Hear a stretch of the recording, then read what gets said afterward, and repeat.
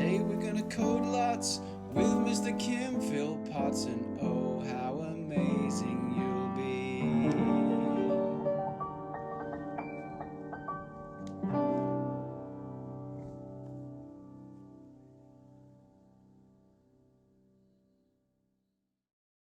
Well, good morning. Hey, President, not sure. Why Bad Dragon? Lachlan? Sun's still up for you, President? Awesome. Awesome. Zed Doctor, how you doing? It's Friday, so yeah, that means another UI challenge. Am I in the past? No, I'm in the future. It's Friday. All right. So welcome. Hope everyone's doing okay and having a good week. Let's have a look at what we're going to cover. Oh, Z Doctor. My apologies, Z Doctor. It's true. I'm from the future. All right. Cool. Let's have a look at what we're going to do today. So we're going to go and have a look at this one that we had a bit of a play with last week. Actually, last week we started this one, but actually the project itself. Hey, Astaroth, welcome. Let's have a look at what we have. So this is well, let me go into my desktop. Well, actually, no, let's not. Let's go into the desktop. All right.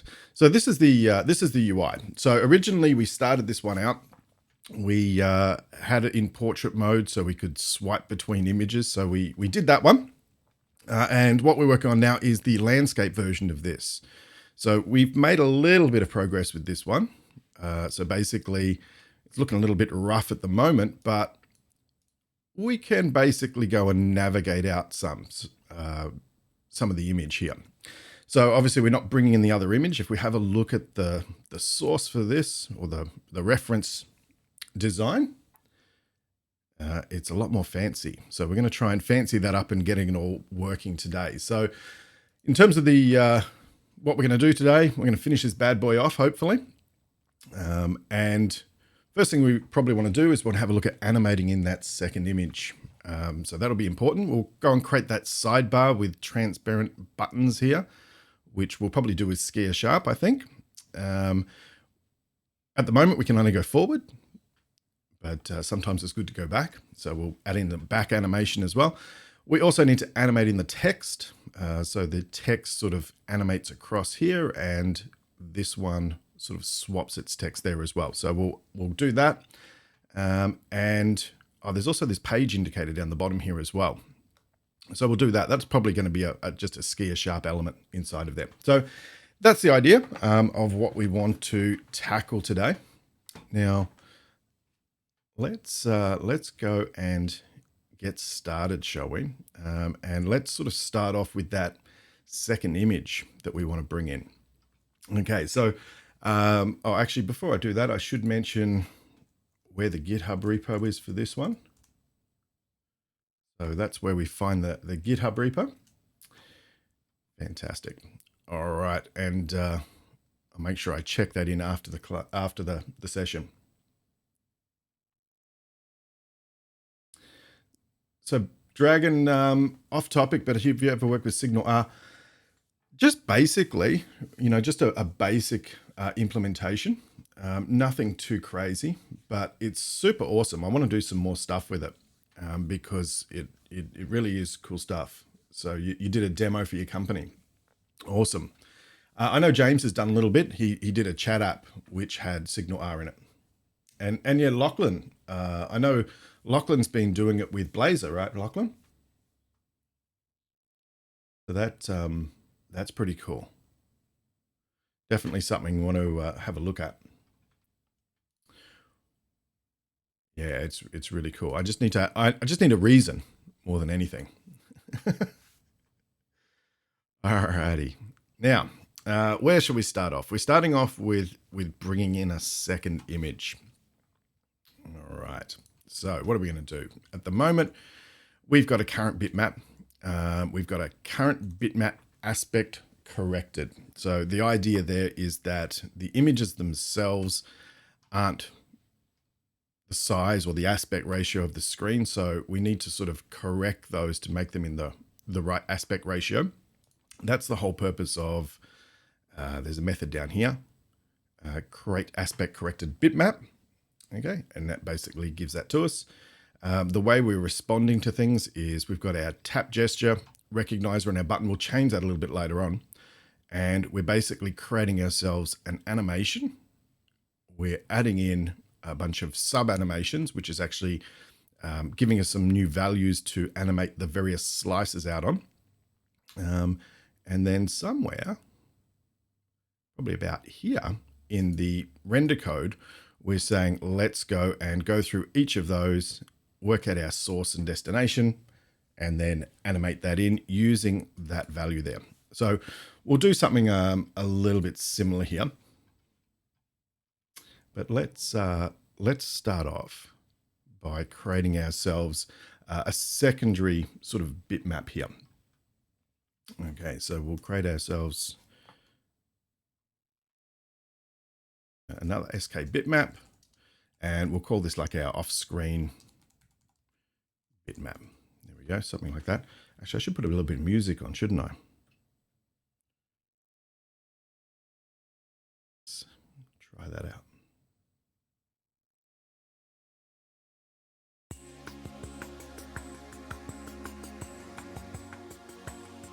How's that volume? About right? Some tunes, Lachlan, some tunes, exactly. All right, so we're going to have an off-screen bitmap. We are going to want to load this up. We're going to want to paint it as well. Okay, so where should we start? We have our method here. Let's start off by adding in some animations, and maybe what I do here is actually sort of extract this code out here for the animations. Let's do this. Let's go and grab this. Actually, I'm still running. Grab this and we'll create ourselves a method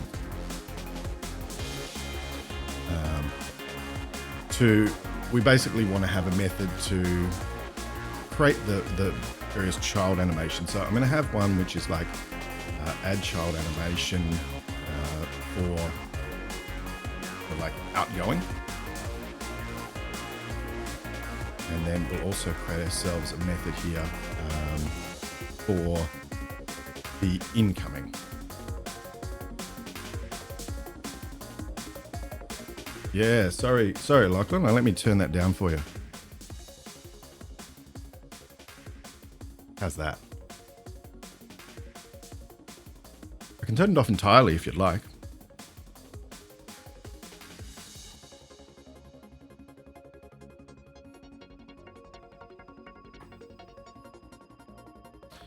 All right.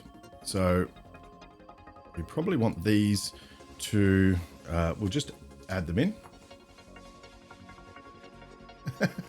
So hard to please, exactly. So these animations here are actually for the incoming, aren't they? So let's, well, actually before we do that, let's grab these and I look like I'm from the Wiggles. Well, I'm Australian. Doesn't mean I'm from the Wiggles, but it's a C# shirt, you know.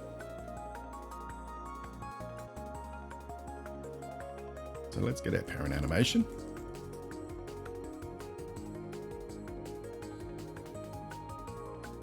Okay, and we'll basically go and add those in. All right, so there's a few things that we're going to need here. I'm going to tidy up these because it's a bit hard to visualize what's going on here. So I'm going to make these.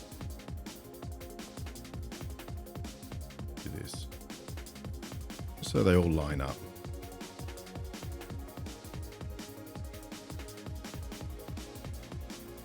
There we are. That'll be easy. Make it easy to see what's going on. Yeah, my camera's reversed, so it's a #C shirt. Exactly like that.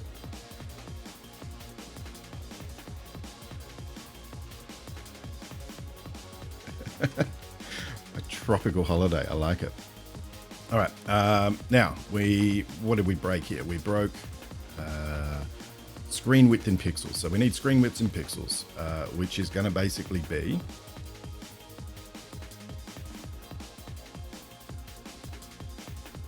guy from Top Gear. God.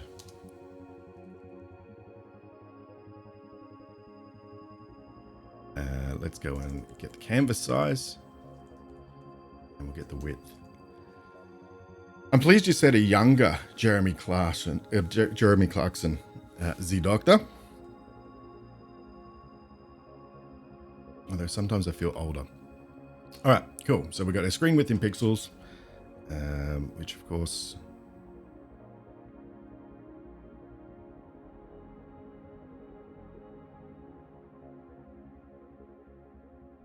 those. And let's replace those. There we go. Beautiful. All right. So that should add our child animations, which means down here we can just say child animations for outgoing, pass in the parent animation, and hopefully we haven't broken anything. It should still be exactly as it was. Okay. And then we've got our child animations for incoming. Okay, so let's have a look at what we're going to do there. So, have I tried Hot UI yet? Intran asks, no, I haven't. I did watch Clancy's stream, or at least quite a bit of it. So it looks pretty cool. So I'm definitely gonna go and check that out. Have you tried it?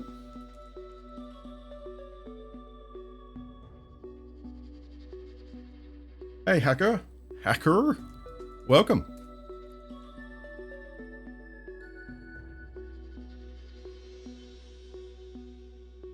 We're just working on a UI here. Thanks for joining us. All right, so we're going to have an incoming animation. A coding challenge. Yeah, let me show you what we're working on. So basically, we're working on this UI here.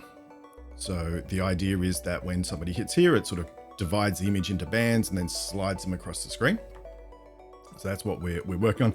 It's part of it's by a guy called Henry Price. It's actually, let me run up what we have at the moment for you. And I think it should still work.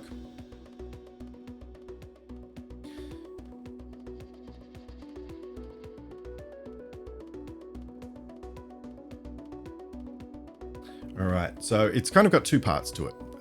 The first part is the portrait view. So the portrait view gives us the ability to sort of swipe between images there. So this is all done with Skier Sharp. This is from one of our earlier streams. We created this, all very nice. And now we're working on the landscape edition. So the landscape edition is basically going to go and divide that image up and swipe it across. So we've just sort of started that in the last stream. Okay, so we're going to keep on working on that and try and make it look a little bit more like this. So that's the challenge for today. Okay, so we're doing the incoming images at the moment. So now these values are going to be different. So I'm going to want to have a different variable that I'm updating. Now, where is that variable? Hopefully it's up the top here somewhere.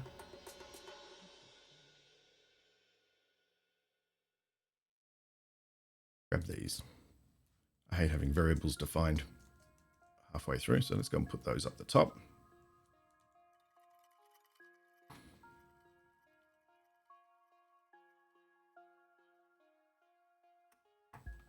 Okay, and we'll go ahead and we'll create ourselves another array. And we'll call this like our incoming band translation values.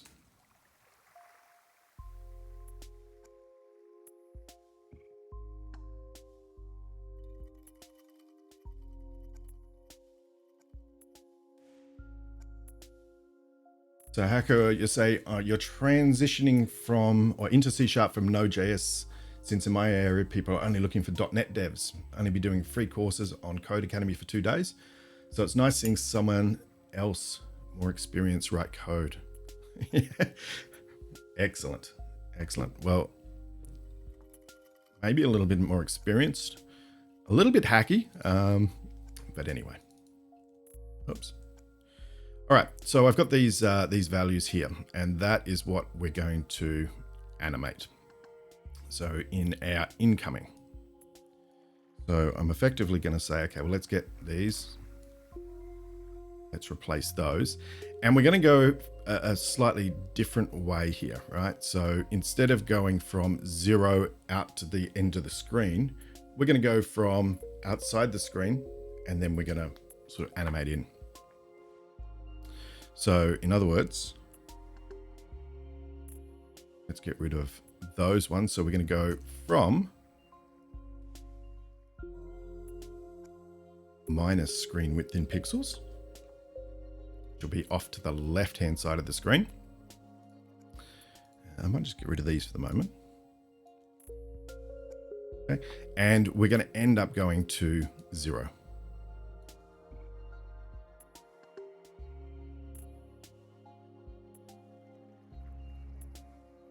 You're learning ASPX today because you're Benjamin Button.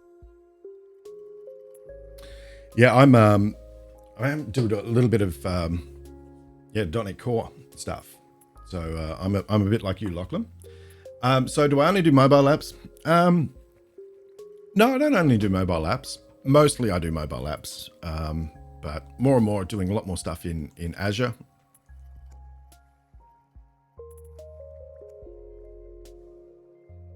And UWP and whatnot as well. Okay. So for these values here, these ones basically animate out. So these are the time codes. It starts at, this band here starts at when the animation starts. It finishes most of the way through. So with these ones, these are going to start a little bit later on, right? So let's have a look at that. Let's throw some values in here. So this will want to start about halfway through the animation. We'll end it at the end of the animation. So 1 is at the last point in the animation. And let's just sort of work backwards from there and we'll see what it looks like. 40, we'll go to like 0.35. 0.30. Okay, and these ones here, let's do something like this. And we'll fine tune it as we go through.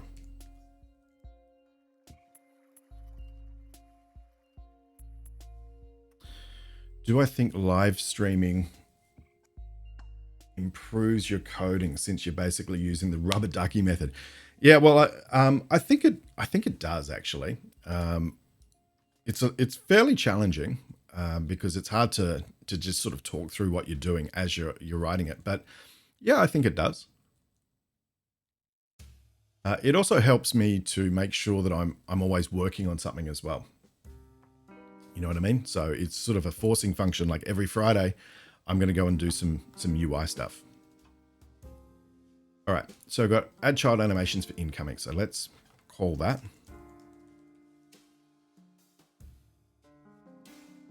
Pass in our parent animation. So this will basically add it to the parent animation, and then in our parent animation here, we go and say we want that to go over 2 seconds. Okay, and basically when it's finished, it'll say, "Hey, I'm finished animating." Okay, and there's also this animation here. The job of this animation is just to keep the screen refreshing. So it goes from 0 to, actually it doesn't matter what it goes through. So let's put it to 1. And that's kind of like the refresh animation. And so actually we can make this linear as well. That's fine because we just want it to constantly update for the whole duration of the animation. All right, Cool. So we've got our incoming. We had best load up an image. We've got our off-screen bitmap. That's cool. When should we set that? Well, let's go and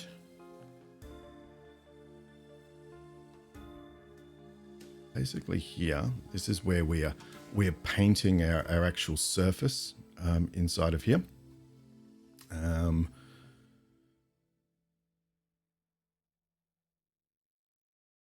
Why don't we sort of say, okay, this is where we're getting our bitmap.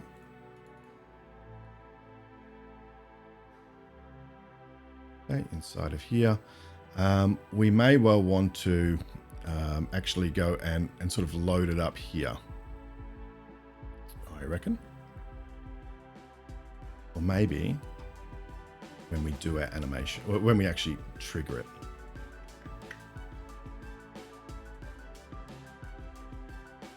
Okay, so this here is basically when we do the tap. We'll say, let's get our screen width.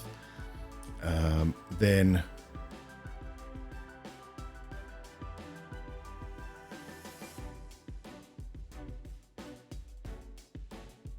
okay, let's load that up.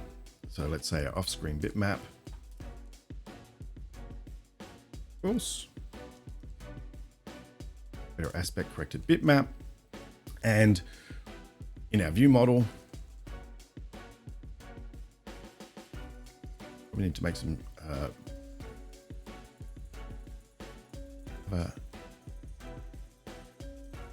so our next location. So let's just focus on on doing the next at the moment. So we've got our image resource there, and we also need a screen rectangle as well.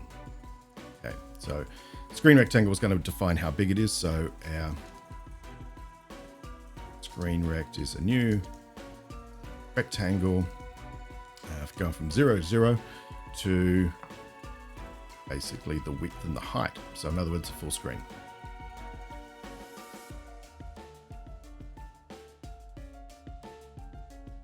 Something like, put a comma in there, I think. All right.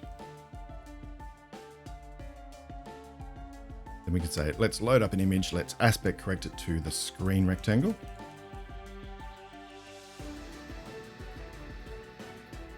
Okay. And that should give us what we need. All right, cool. So what we're doing now is we're going through, we're invalidating in this animation, we're invalidating the surface. So I guess the next thing we really want to do here is actually have a look at the drawing of that. All right. Now, the drawing code. Okay, here's our paint surface. Okay, so this is the one that's it's actually painting all of this out. So we clear the canvas, we get the rectangle here, add our bitmap, we draw our bitmap. So this is the current image. And then what we want to do is, if we are animating, we'll get our width and our height. We go through, we'll loop through here. I think maybe we should pull this out into a method, because what we really want to do is we want to animate out the old slices. Typo in the present, not sure. Good eyes.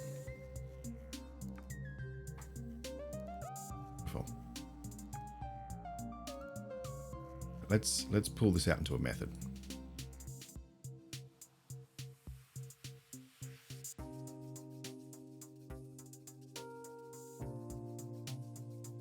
Okay, so we'll have ourselves a method, something like draw bitmap, slice at a position, put an offset. Okay, so we want to take in a bit, or we'll have our canvas.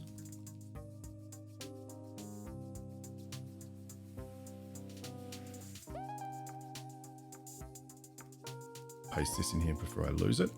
Okay, so we're going to want a void. We want a canvas. We want to pass in probably the bitmap.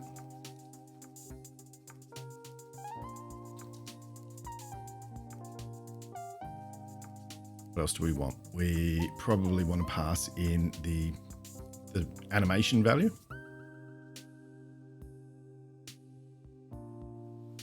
Animations or skier normally works in floats, so let's do that. Animation value, and perhaps also how big the band is.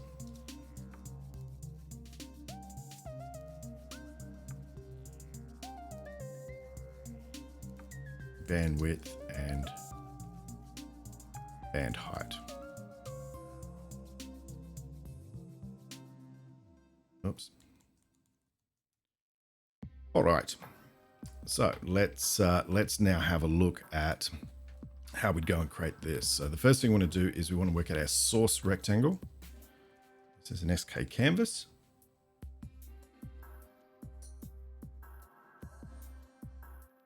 Look at the chat. Oh, sorry, my mistake. I haven't checked the chat. Hacko, I don't want to keep you off your work. No, that's fine. Ask questions. Did I write that, or is it from a library? No. So there's a view model that sits behind this. So the view model basically has my data in it for my various images inside of here. There's a few methods in here. It basically exposes a list of pages. I've got a move next method. We'll put a move previous in later on. I've got like a current location, next location. Yeah, so it's basically getting that information from that view model. All right, so if we want to draw this bitmap here, we better work out what we want to do. So from our source rectangle,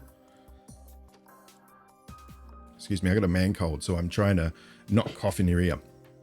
Okay, so from our source, we're going to want to just sort of take that from the X, Y, so the particular band. So we'll have our,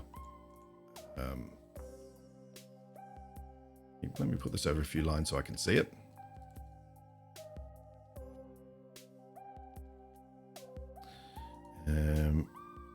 Okay, we're going to need to have an animation value. Actually, no, we probably just want to have the starting position of it. Thanks for throwing that link out there, Dragon.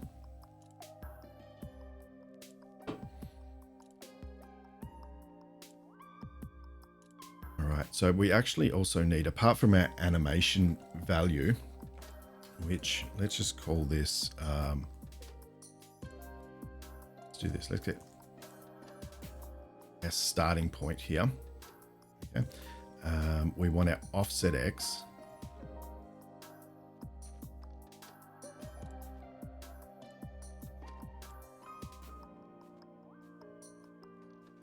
It's going to tell us where it's offsetting. This will all make a bit of sense in a moment.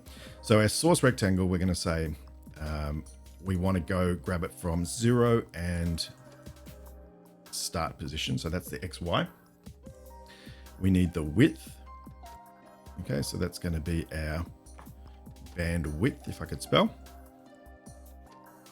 One second. What's that after? It's after a float, is it?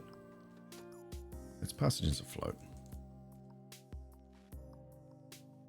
Bandwidth, and then the width of this thing is, well, sorry, the bottom of this is going to be our start Y plus the band height.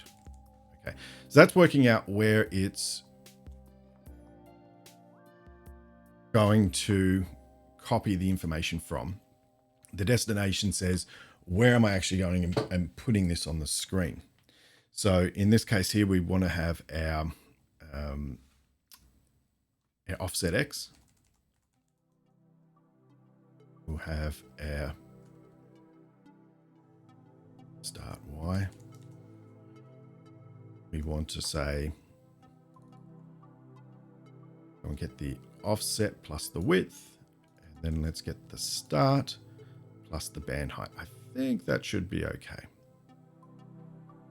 Okay, and this wants to be the actual bitmap. Cool. So we should now be able to use this method. So Hacker, I guess you're currently writing the engine that loads, slices, and moves the images. Yeah, exactly. Right, because what we can do now is we can say, let's go and draw our bitmaps fly at offset. We'll get our our canvas, our bitmap that we're going to use at the moment. This one here. Where are we going to set it in the Y offset? Well, we've calculated that just up above. So let's say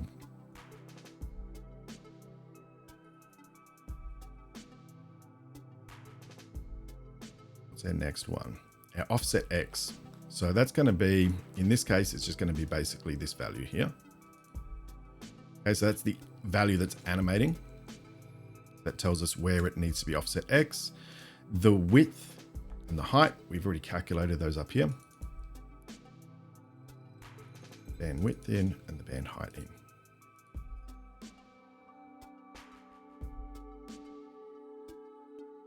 Cool.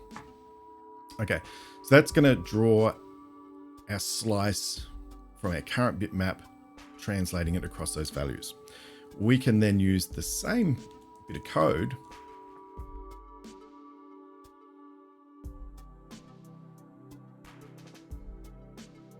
Yeah, so it's kind of like what I always do, Hacker, is kind of in the last stream, we sort of spend a bit of time thinking about how we would do this. So there's already a little bit of infrastructure in here. And I'll refactor some of this as well. Like normally the way I write code is I just kind of smash it out and then try and fix it later on. Okay, so we need an off-screen. We created an off-screen bitmap. So now we want to get that off-screen bitmap and we want to slice it up again, but this time we're using different values. We're using, what do we call it? We call it the offset. Create it.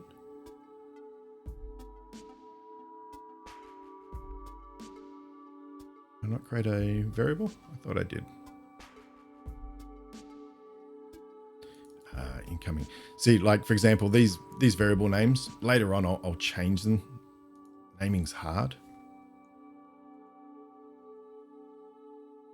Make them make a little bit more sense. So this is basically saying, okay, well, let's go and get that off-screen bitmap starting at the particular band offset. Use the incoming band translation values to work out where it should go on the X. And then we've got the width and the height of the band. All right, so that's cool. Let's make sure that we're actually sort of loading up our image here. Where should we do that?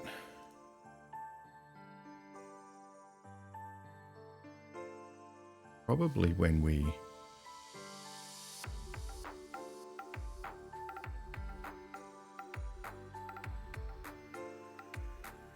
here,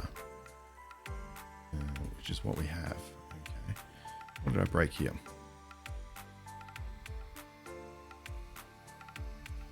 Create aspect corrected bitmap.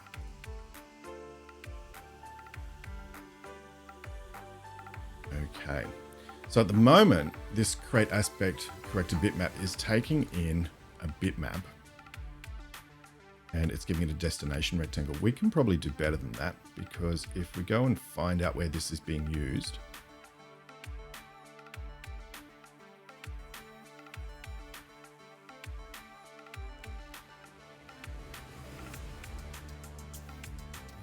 here we're using the current bitmap.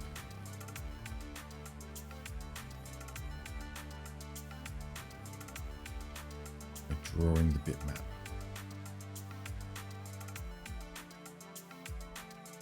just thinking maybe what we could do here is pass in, because what we effectively do to load up an image here,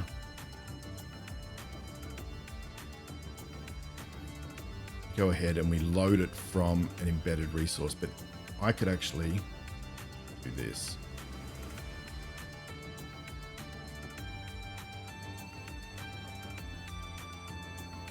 Change this so that instead it just takes the resource name.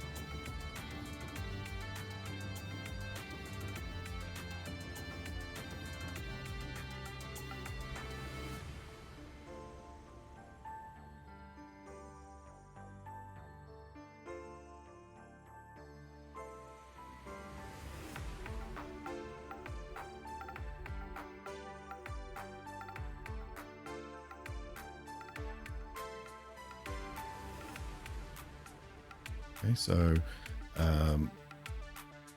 we'll get our source bitmap.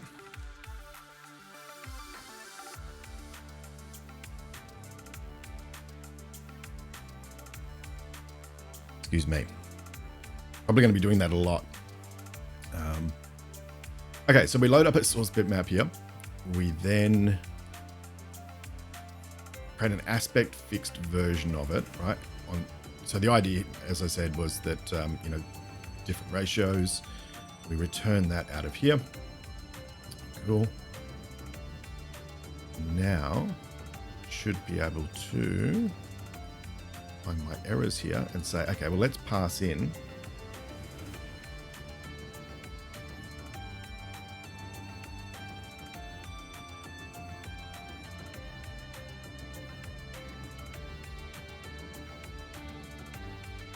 current relation to that image resource.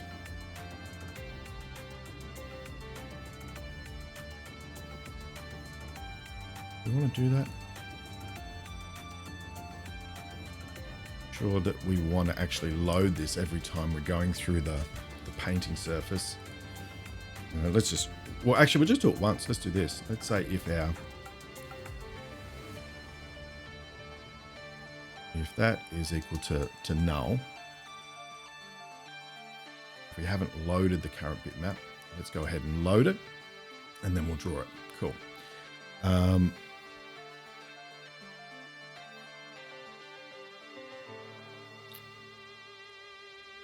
right, cool.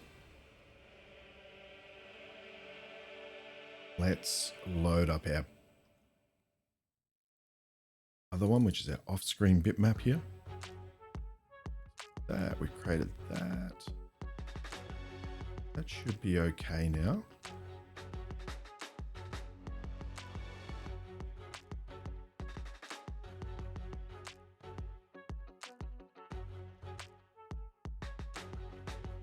And we're drawing this at those values there. One thing we do need to make sure of is that we have the right values before we start the animation. So we basically need to move things to the right place. So that means that down here, we set the starting point to 0. So make sure we are setting the starting locations, which means we want to basically come in here and say our incoming band translation values. Now, this doesn't want to be just zeros, right? Because what we're doing is we're initializing these to 0. And we talked about this in the last stream. How do you actually go and initialize a value? So I actually found a bit of code that's much nicer that does that. So it's a generic piece of code. Let me copy it in from the website. There we are. So the idea here is we've got a get initialized array method. And what that's doing is it's saying, okay, well, it's basically generic type in here. So it'll work for anything. It says, okay, well, let's go and get the length. Let's set an initial value. And it basically goes through and fills that, right? So it means we can now just say, these ones want to start with a value of 0 because these are the ones that are outgoing. So we'll say, what's that method called?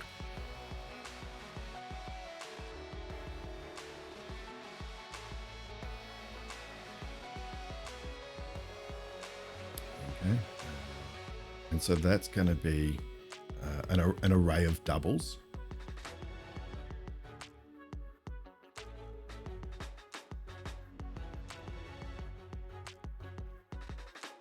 Got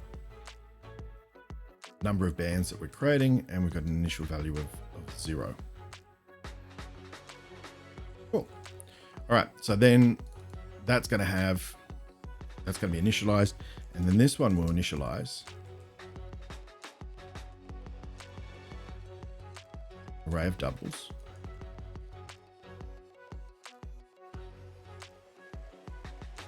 But here what we want to do is these ones want to start off the screen.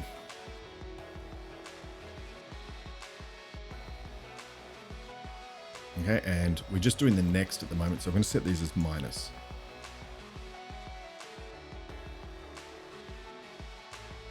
All right, I think we've got most of the pieces in play. Still running, how about that?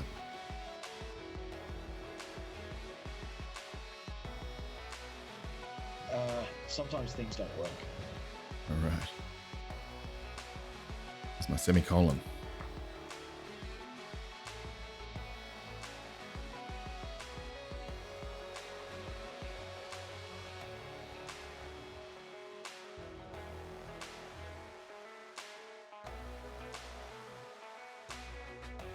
Let's see what happens. Hey, not bad. Not bad. Okay, so it's animating out those. It's animating in the new ones. Beautiful. Probably could work on the timing for that, but it's basically there. Now it's flicking back to this initial image. So the problem there is that I'm not actually cycling what is the current image. So probably here, once I've finished doing, excuse me, once I've finished doing that that animation, I'd say I'm going to want to sort of basically say, okay, well, let's move the view model on. So we'll say view model. Move next. Okay. We want to basically say that the current image now is the one that was the incoming one.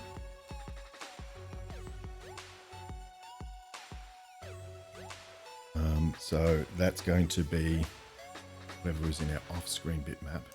Now, I think I've got too many bitmaps laying around here. Let's have a look. Because I really don't need this one anymore. Okay, because I can actually just load that up into current bitmap. Let's see what that breaks.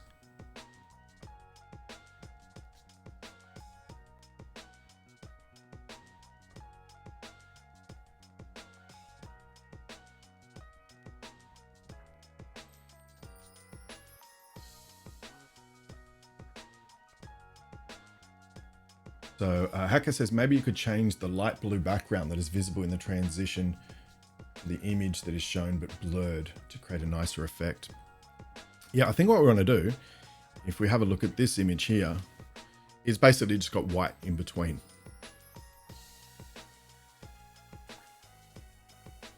So yeah, for sure. Yep, the blue is kind of there just so I could see where it was.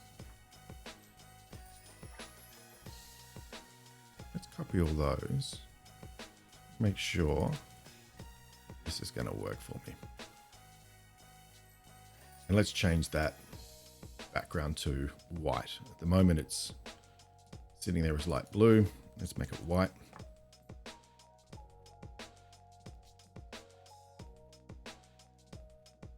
Okay, let's see what happens.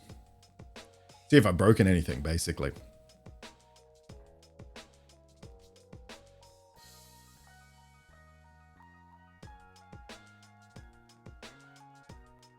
And yes, I have.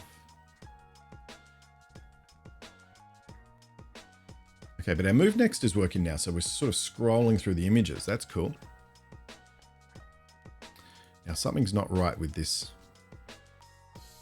aspect.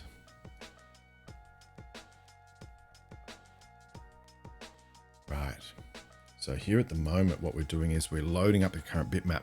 But actually, we probably don't need to do that here, I don't think, because we actually did it in here. We said if our current bitmap is not set yet, let's go on and create it at that point. Let's check again, make sure I didn't break that.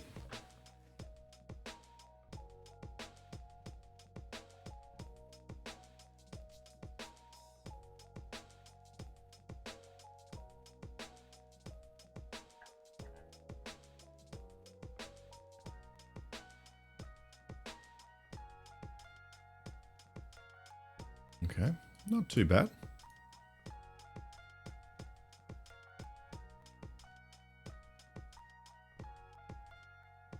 Okay, so we're not animating any labels or anything yet. And we're also not animating back.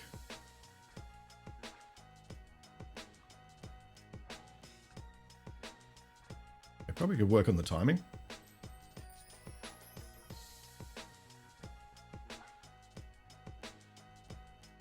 So, Hacker says, let's say you created a feature in this app that goes to a way different page. So to make a tweet, would the backend image stuff still be loaded? If we sort of navigated to another page, then this page would still be in memory if it's in the navigation stack. Excuse me. So yeah, it would, but it should take care of it anyway, because it's going to load the image if it doesn't have one. Okay. So that's kind of got our two images in. We'll fine tune a little bit later on. What we probably want to do next, because we have no back button, right? It's always going forward. So we want a back button. This is going to be a little bit tricky because as you can see in this image here,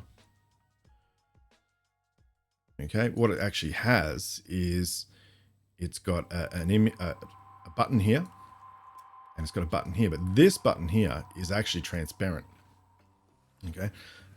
Which means that, and we talked about this in the last stream, how are we going to do that? How are we going to cut out this area here? Well, like one way we could do it is we could do it through some complex sort of layouts. Like we could have a white bit there, a white bit there, a white bit there. But actually Skier Sharp allows us to clip things. So it's probably easier to stop this from being drawn in Xamarin.Forms and just draw it in Skier Sharp and clip out that section. So let's do some refactoring of that. So at the moment,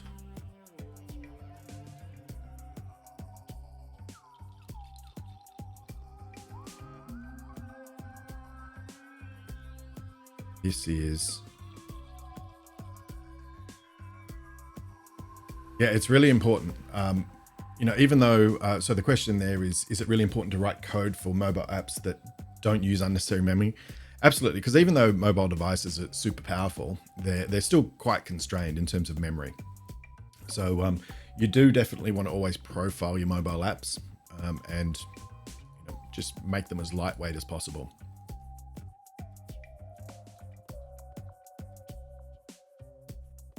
Yeah, we could do an oddly sized 3x3 grid and it would achieve that. I think I'm just going to go Skier Sharp for this though. So let's do this. Let's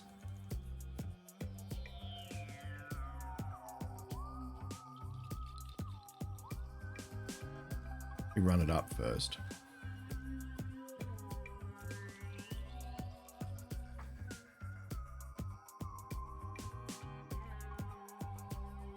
And what I'm going to do is I'm going to get rid of these bits.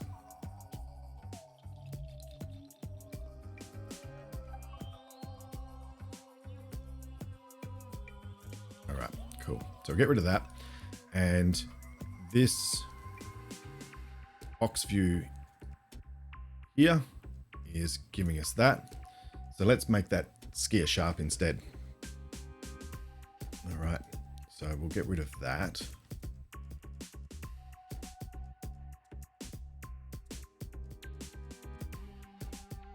Yeah, absolutely. So it's a good point you make there, Dragon. That there are always lots of different ways of doing UI stuff, and achieving the same sort of goals.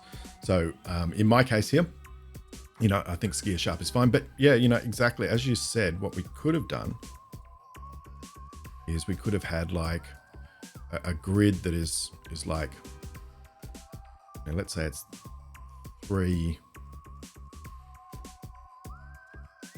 columns effectively, 3 rows, and then it could have had a couple of columns across here, and in here we fill white, in here we fill white, in here we fill white, here and here and here and here and here, and just leave that cut out. But it seems like a lot of layout. So the other important thing for optimizing particularly Xamarin.Forms is you don't want to have too many layouts if you don't need to. So it's kind of nice to simplify, which is what we'll do here. We'll say, let's go and create ourselves skier canvas.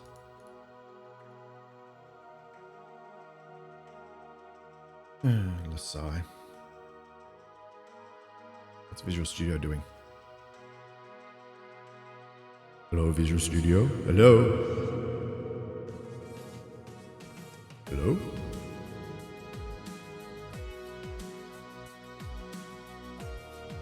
I've had a few troubles with this latest build of Visual Studio.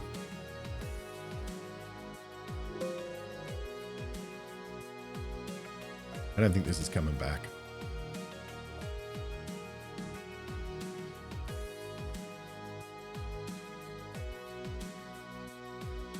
Yeah, I did. I upgraded all the things.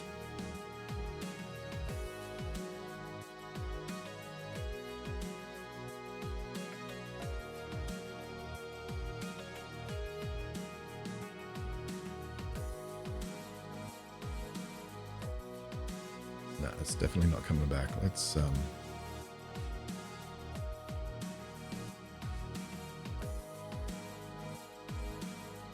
kill that.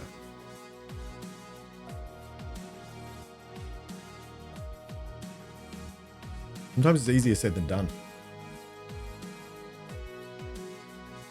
So, why bad Dragon? You updated the latest preview at work, still freezes up. You haven't had the issue where iOS changes don't take effect. I still have that issue, unfortunately.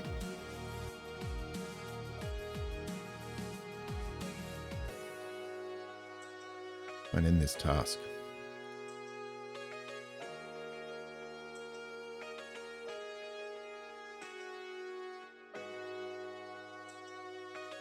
Come on, Visual Studio, you can do it.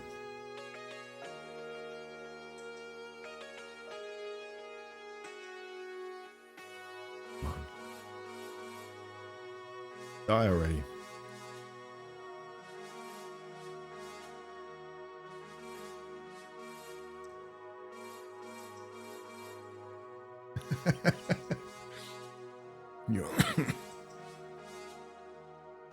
Your Vim never crashes.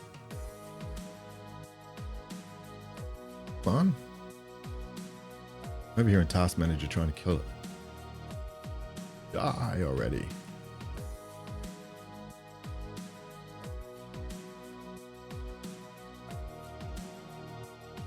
Hey, there we go. We killed it.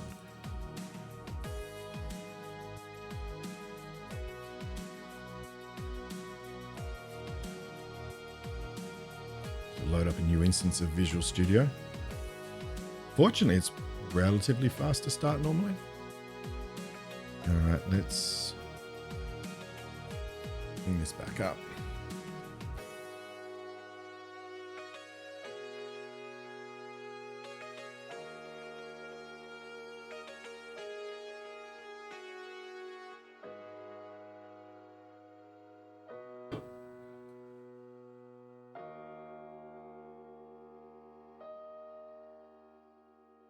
We still got our box view. Okay, so this is what we're trying to get rid of. Let's see how we go this time.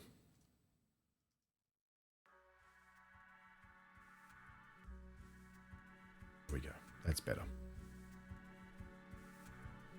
Okay, so we're going to have a canvas view here. We want this to be in grid row 0. We want it to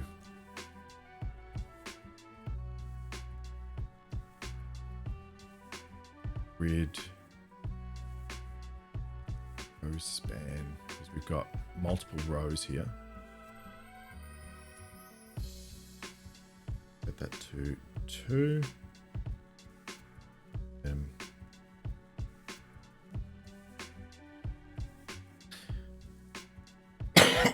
Excuse me. All right. Give us a name, I think. This can be like a sidebar canvas.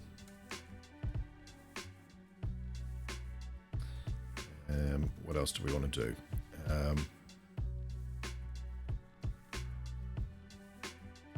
And that should probably be enough. Let's render this out first. Hacker says, does the compile code automatically get sent to your Android emulator? Well, what I'm doing is when I go and run this, I'm specifying an emulator up here. So for example, this is my physical device. This is an emulator. Okay. And when I run it, yeah, it deploys that code out to my Android emulator. Yep. Now we need to tell it what method we want to do our painting. Let's go with that one.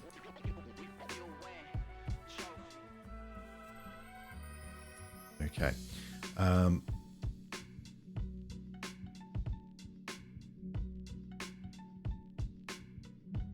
let's go and have a look at our other painting code, because there's a little bit of stuff up here we probably want. Okay, so this is going to be called when that sidebar needs to be drawn.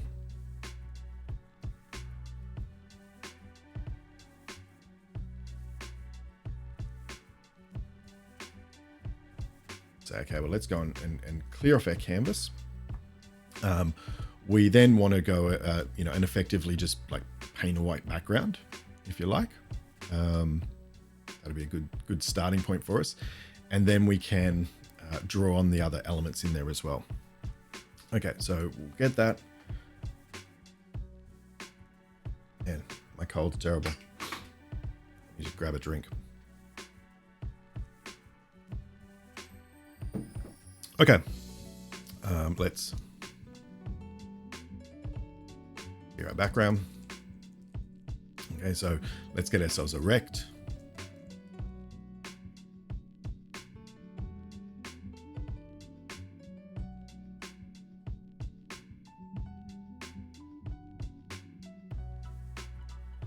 Which is going to be from 0 to 0 to info width, info height.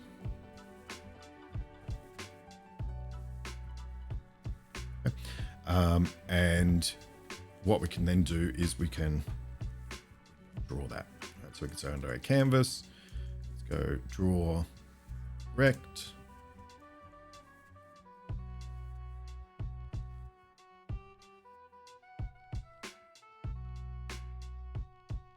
And paint object with a color of white.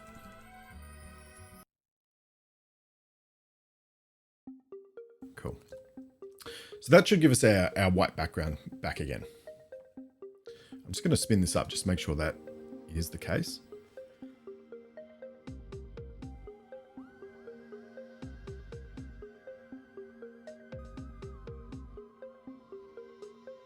Do I know any good C# libraries for making PDFs? I'll tell you who does have good libraries. Xamarin.Forms, or what's their name?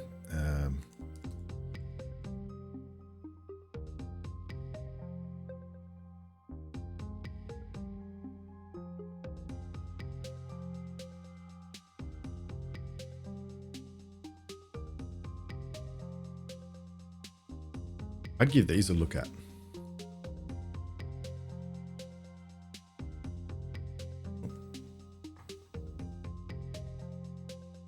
Sync Fusion.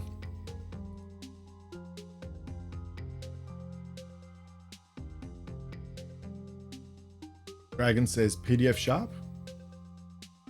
Okay, cool. Yeah. I think this one here sort of also is a viewer as well. Creation editing as well. So it's a pretty rich control.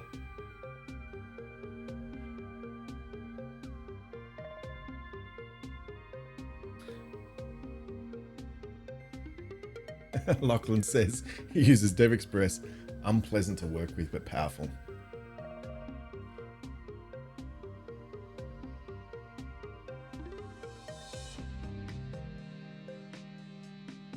The great thing about Sync Fusion is the licensing for communities.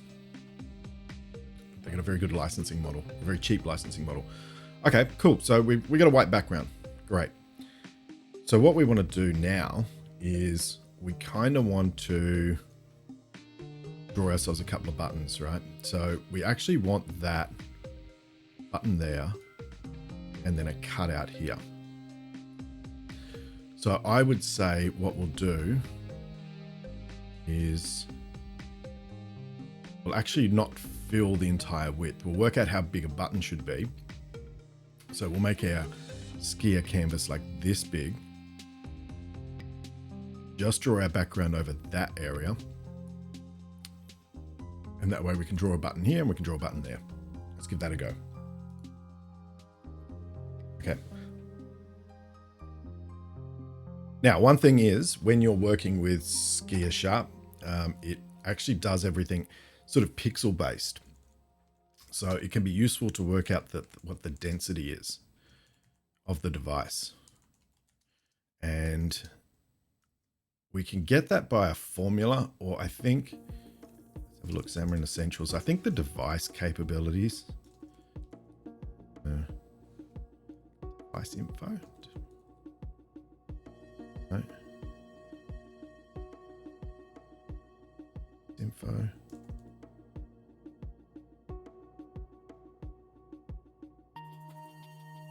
Display info. Of course it's display info.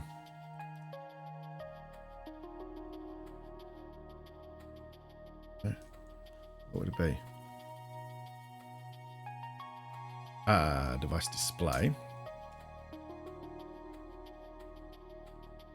No?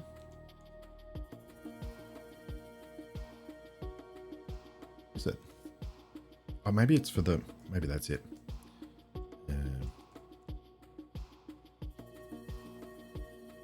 Let's have a look. There we go. I knew it was there somewhere. Okay, so that gives a density of the screen, which is a double probably. So once we have that, we can now kind of work out how big our buttons and things like that want to be, because I'll probably work in Xamarin.Forms units here. So therefore our background rect,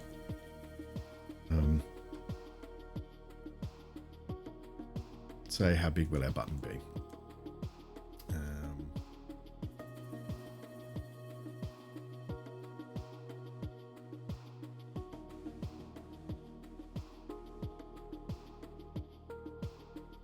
We don't want that info width there. Our button size. So let's just say our button size.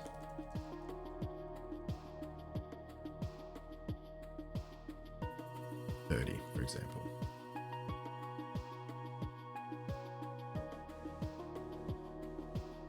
We'll say our width is minus the button size. So I think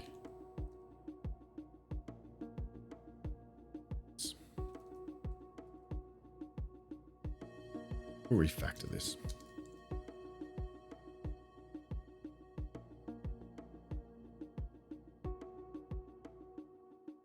We'll get that width minus that button size. Cool. Oh, you don't like that?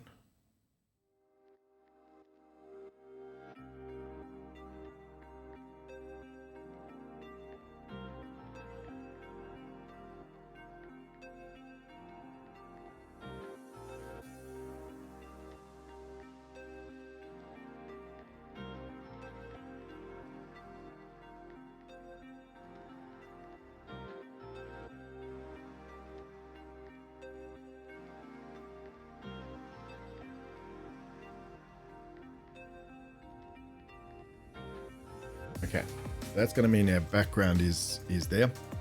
Let's get our button dimensions. Today we're gonna code lots with Mr. Kim, Phil, Potts, and Hacker, thank you for the follow. amazing you'll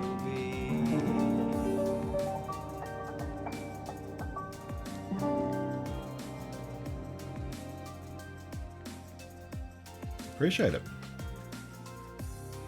Okay, so let's draw our button. Now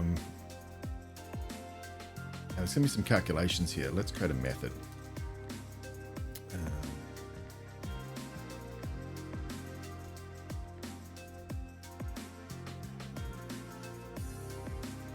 So we'll get our next button rect.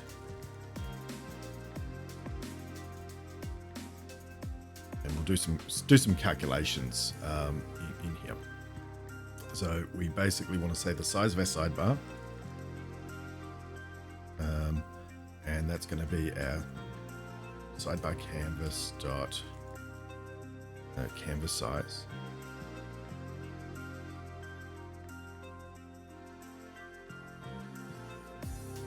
And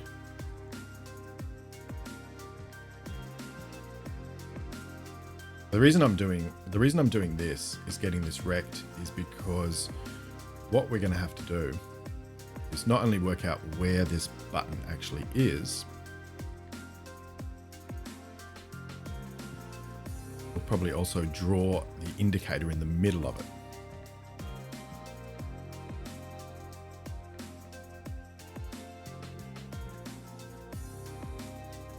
Okay, so we'll say, let's create ourselves a rect here.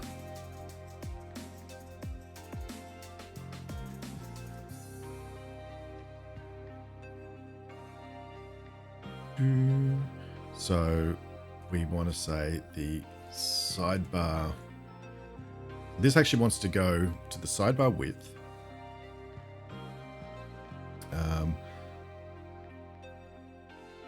minus the button size, right? Because we're basically offsetting that here. So let's get this button size.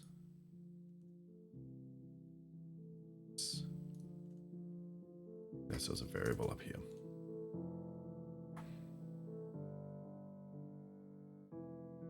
So maybe what we'll do is we'll set this when we first load up the image here, or first load up this model. So again, we'll get our density.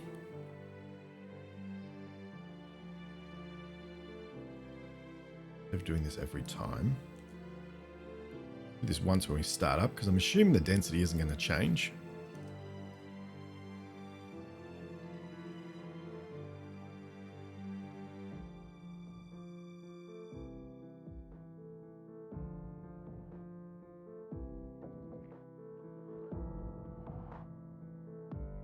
All right, so now we can use that down here.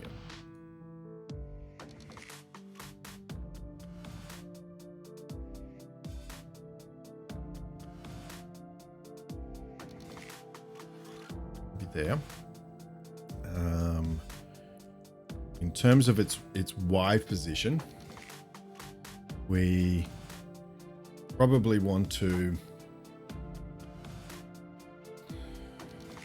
what should we do? How are we going to work out our Y position? Well, it's going to be based on this, right? It's going to go at the end of this row.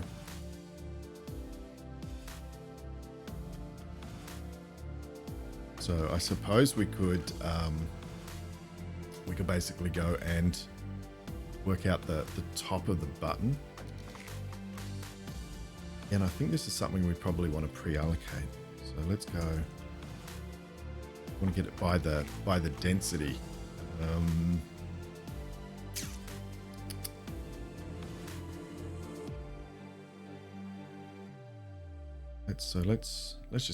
Let's just pre-calculate this stuff.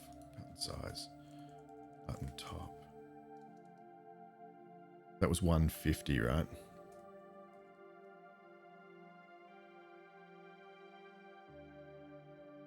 times the density.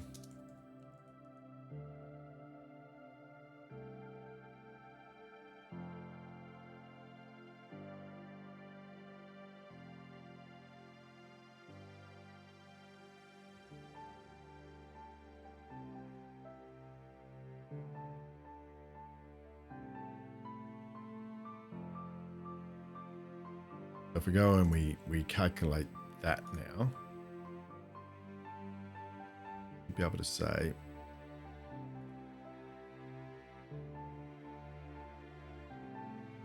that's going to be a button top.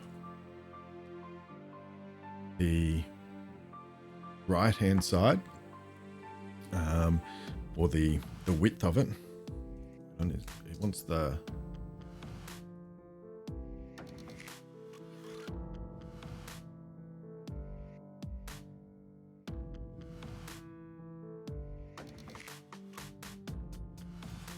right hand side. I suppose that means it's going to be that plus, no, it's just going to be there. Okay, and let's try this. Top plus button size.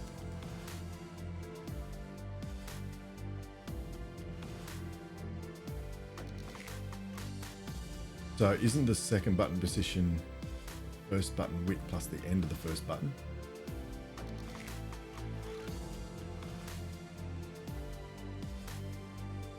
So, new question here, but why do you assign a variable twice? Once as a float and the other time as 150. Do I?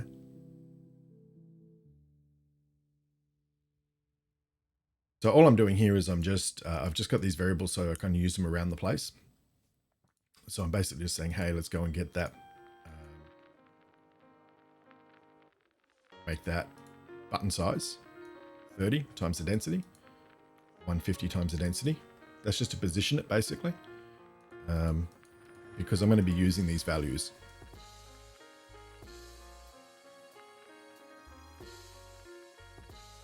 But let's have a look here. Let's just see whether we can do this here.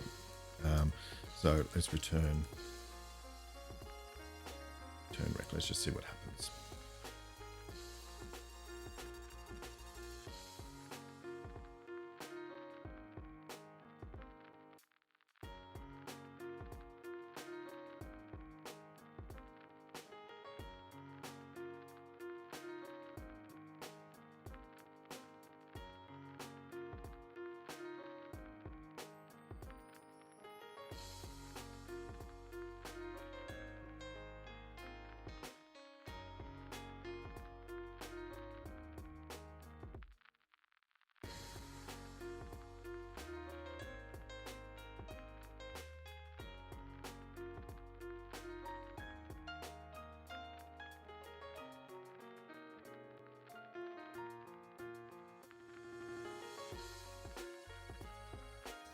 This is the color.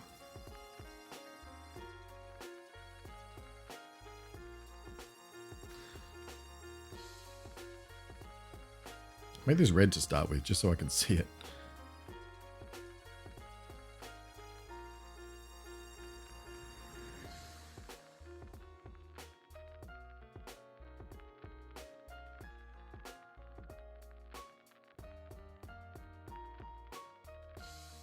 All right, cool. All right, so it's basically calculated the height there of 150, times it by the density, got 30, times it by the density, put the button there. So that will be our button there. Now, next thing we need to do is we need to create a clipping path here. Okay, so we'll basically have another method to work out the rect for our previous button.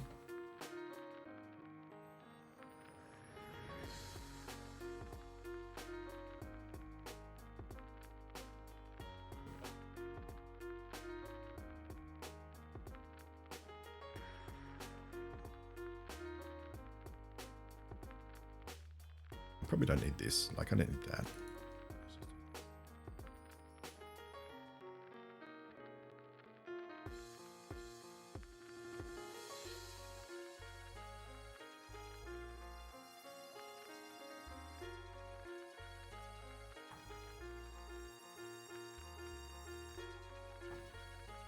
So this one is going to be the same vertical, but it is going to come in from the side, right? So it's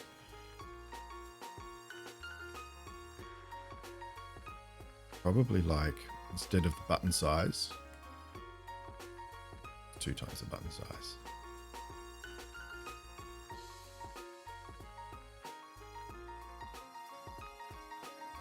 Something like that, maybe.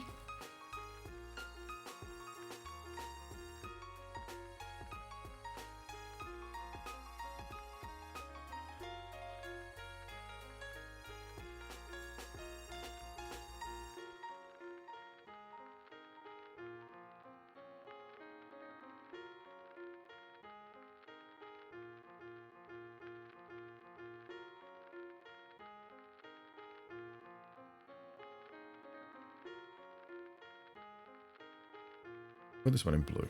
Again, just so we can see where it is, and then we can do the clipping path if it works.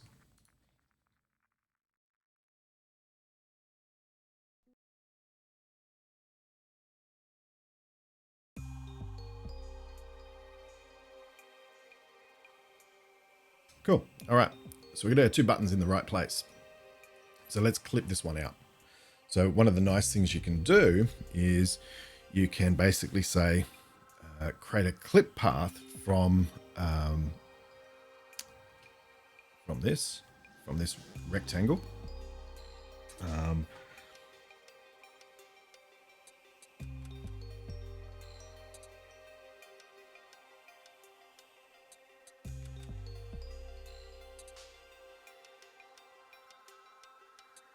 So let's clip out that previous button rectangle with a clip operation of the difference. Okay, now what's going to happen is when we go and we create a clip path like this, it's actually going to, everything after this is going to be clipped, but we actually want to draw on top of it. So a little trick that we talked about previously in some of these streams is you can do a using SK Canvas store, right? Which basically says, I'm going to do something in here,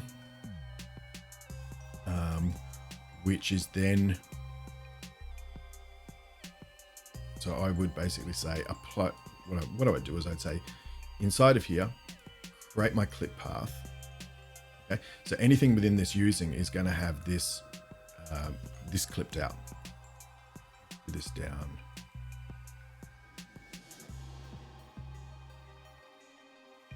Because we actually don't want to draw that rect. What we really want to do is get the previous button rect, right? And let's just do this. And then we'll draw our background inside of here. Okay, so in other words, it's going to draw that. It's then going to draw the white button. This one we don't have to draw because it's clipped out. See if that works.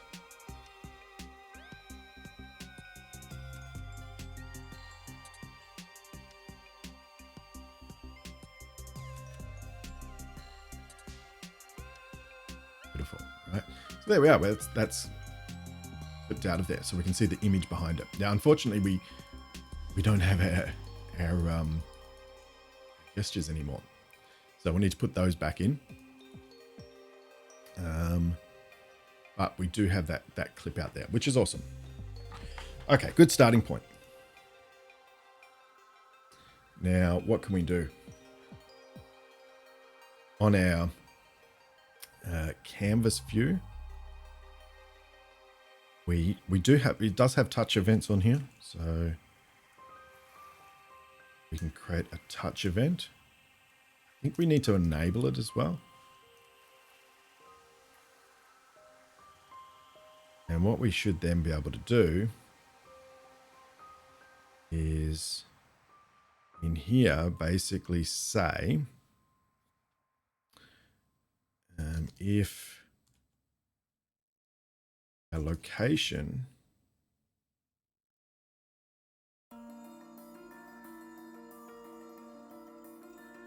let's just say, I think with a rect we can say, so let's say get previous button rect.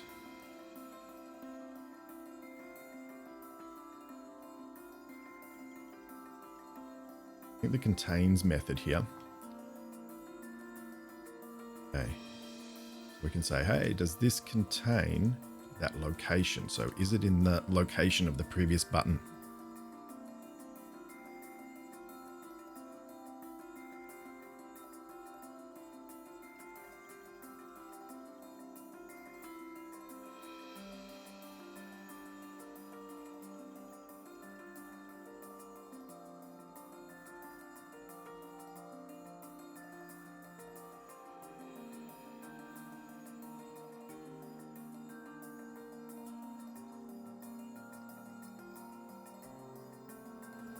Let's just output some stuff here. Just debug.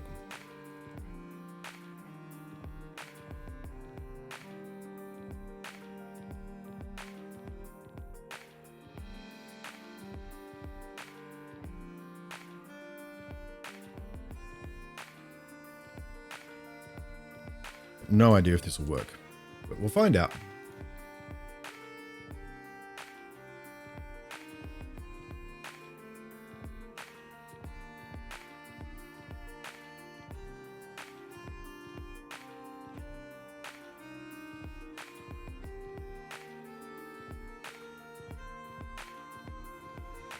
Next click, beautiful. No previous. Oh, I wonder if that label is in the way. Yeah, if I click up in this corner, it gets a previous clicked. All right, cool. Let's fix that label. It's probably in the wrong place, but excuse me, regardless, we don't want to be able to click on it. So we can say input transparent to true. Beautiful. All right. Now let's change our next button to be white instead of red.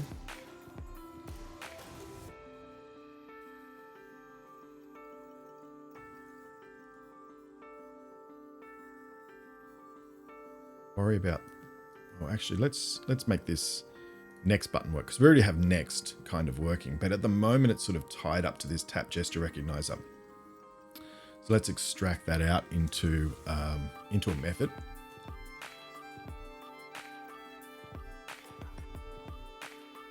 Move next.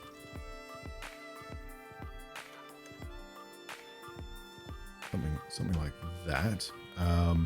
And then from there we can basically call it from our button. So that's one way we could do it. And basically, I'll just copy this code here, I think. For the moment. Like, we don't even need that because nobody's referencing it. So let's get rid of that.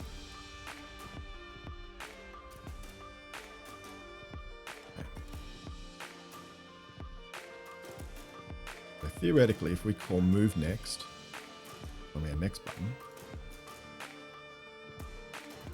it should be good.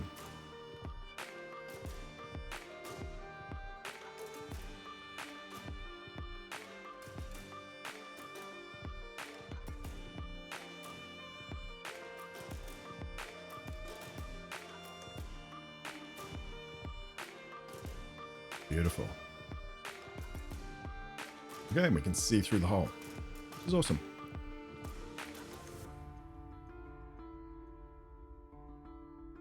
Fantastic. Let's draw some triangles on them.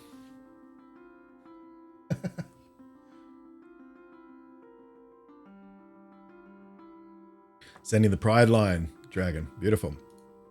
Okay. We could, I suppose, use an image for it, but it should be pretty easy to actually just draw a rectangle, right? Draw a triangle.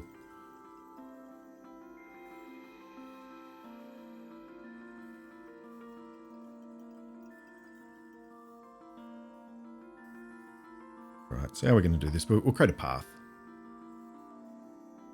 So we've got our next button rect, for example. Yeah, emojis float up in the screen. I added that. So if you... depends. They'll do different things.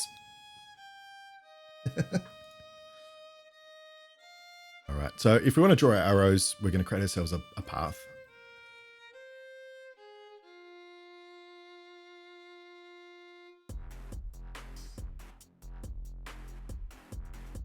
And then we'll just use the primitives out of here. So we could say, and all we're going to do is we're literally going to just go to a point, draw a line, and a fill. So the way paths work, we move to a location. This is like turtle graphics from old school times. So I want to base this on, so let's make this our next button. How big do we want our arrows to be?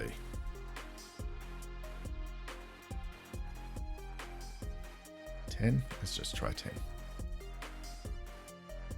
So we want to go and get our next button rect dot mid x minus arrow size divided by 2.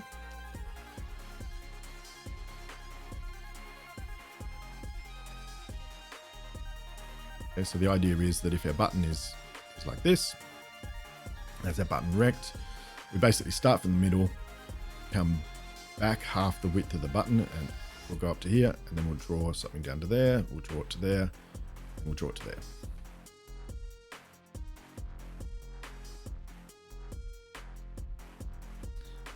So this is going to be the same thing except a mid-Y.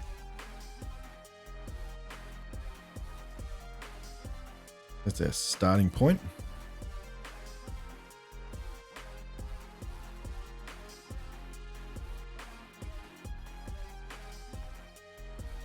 We're going to do a line 2. And this will be our midpoint.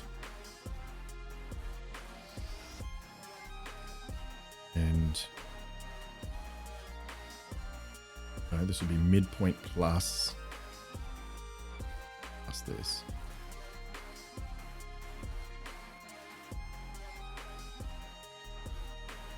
No, this doesn't feel right. Oh, yeah. Okay, that'll be right. And then the Y is just going to be the midpoint.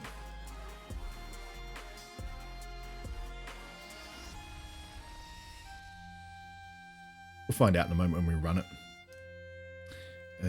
So let's now say, so we've gone up the top, we've drawn down there. I'm going to go back to basically that. Except we want to say plus. And we want a line to, I think.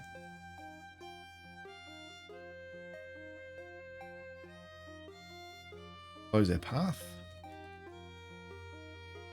And then do draw it.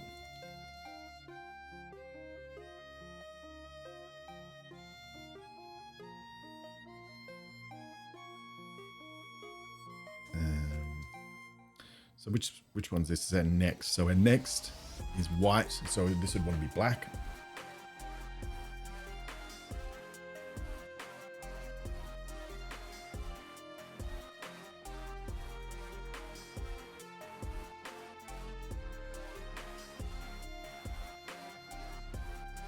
Phew. That was a lot to draw a triangle. Feels about right.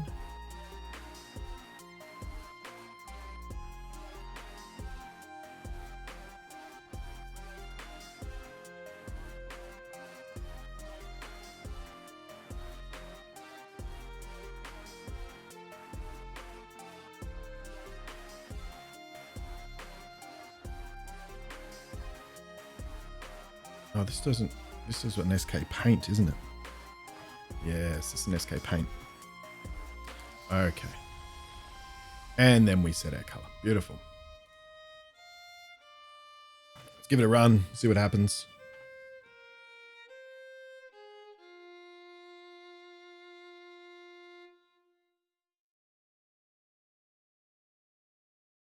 A little bit small.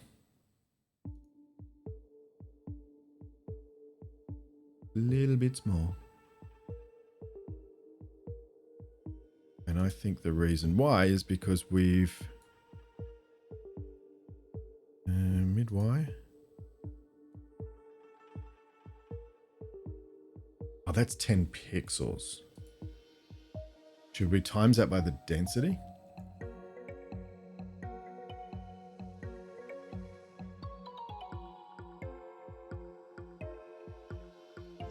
Sometimes things don't work.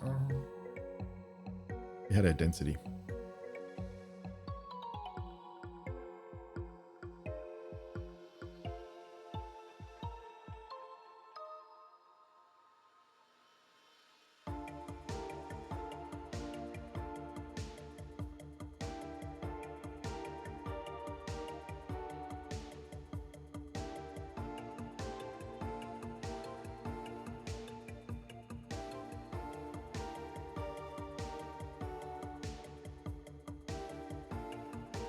Let's give this a go.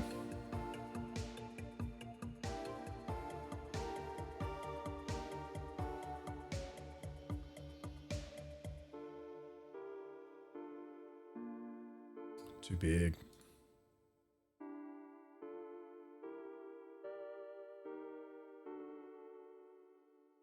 All right, we can play around with that size. So if we want a previous button, it's basically going to be this.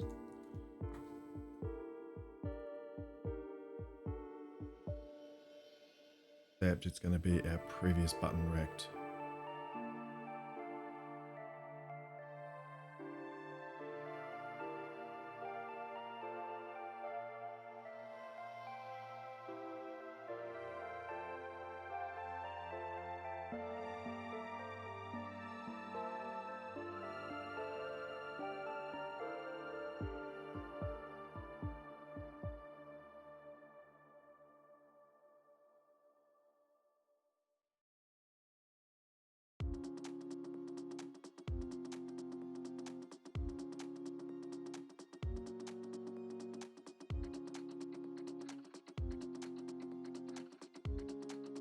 Some good names. Previous arrow path. Beautiful.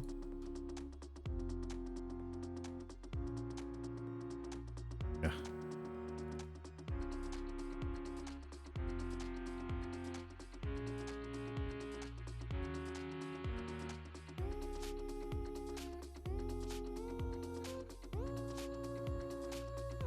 Alrighty.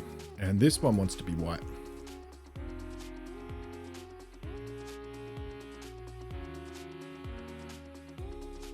All right. Should draw us our two buttons.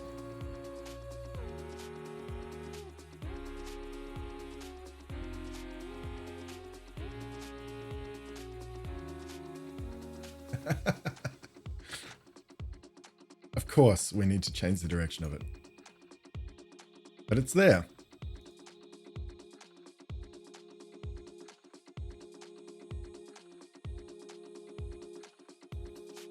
Excuse me. All right, so we pretty much want to just reverse the polarity, right?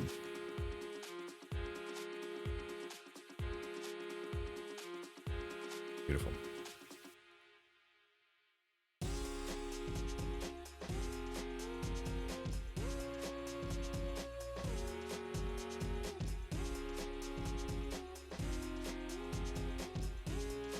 Yeah, awesome. All right, cool. We got our two buttons there. Next, I suppose we should make this previous button work. Before I do that, I'm gonna have a quick break, just for say 5 minutes or so, and don't go anywhere.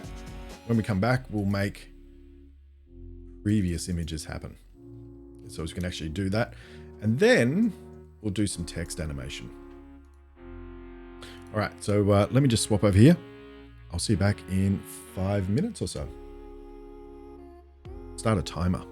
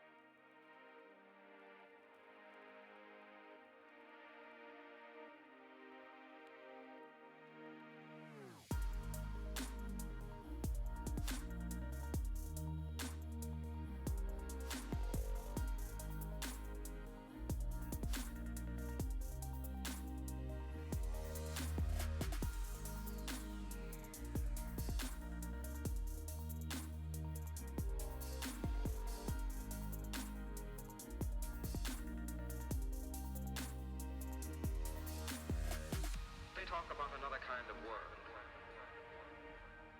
Another kind of world. What are you afraid of?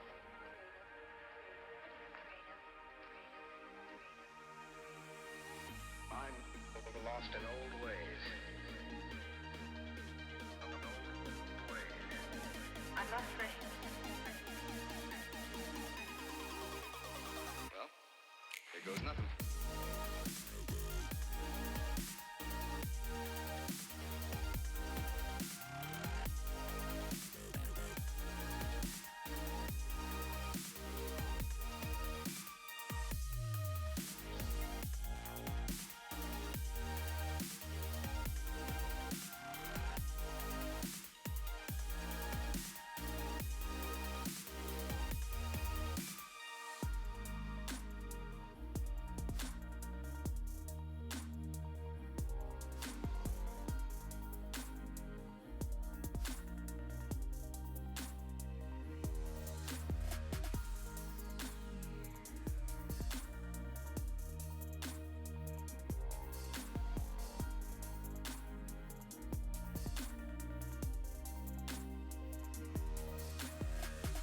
Talk about another kind of world. Another kind of world. What are you afraid of? Better turn my microphone on. We're back. Wasn't quite 5 minutes, but let's go with that. Okay, what are we tackling now? I'm not afraid. We're tackling the previous button. So I'm pretty much going to want to do the same thing as my move next, except I'm going to want to do it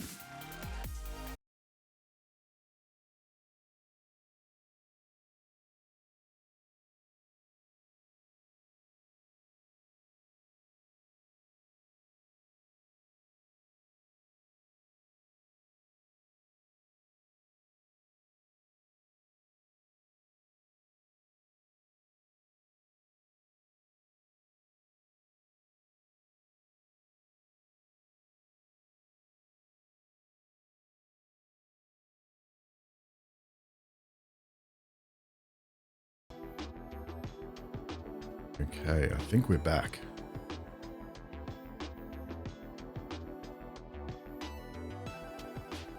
Yep, we're back. All right, cool. So I'm not sure where it cut off. I basically copied the move next method. For the moment, we'll just create ourselves a move previous.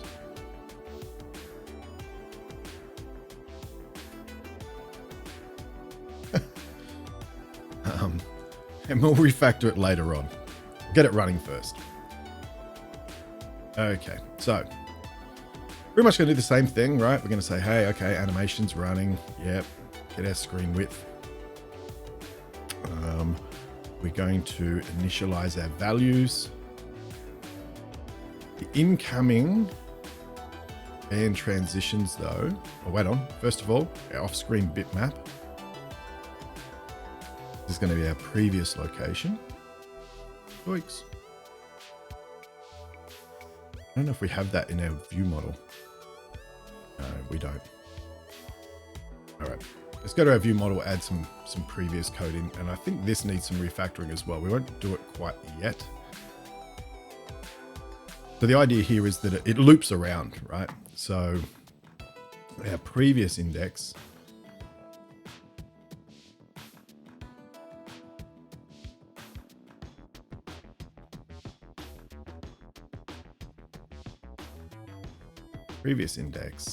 is going to be our current index minus 1. And if we're less than 0,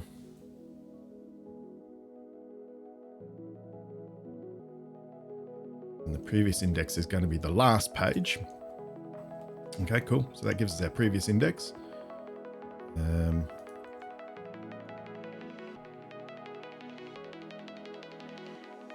Or there's a better way I could do this, but refactor it.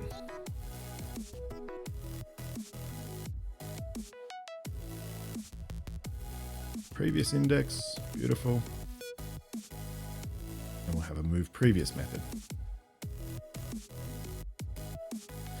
Okay, so that'll allow us to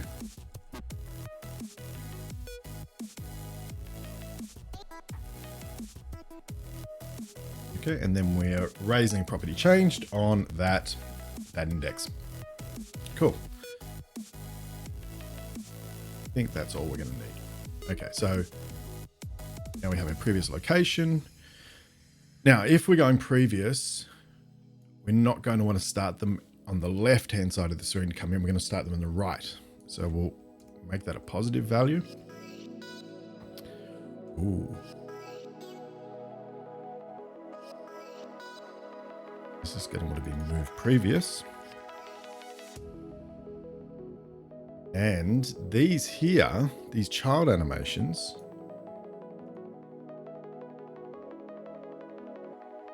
are going to be different, aren't they?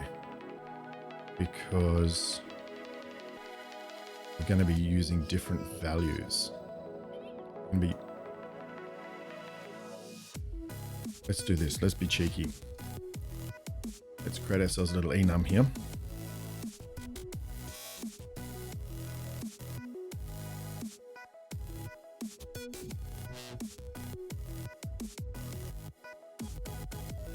Pass that in here.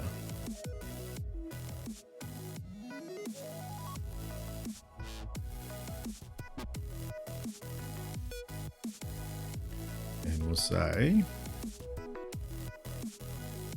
if we're going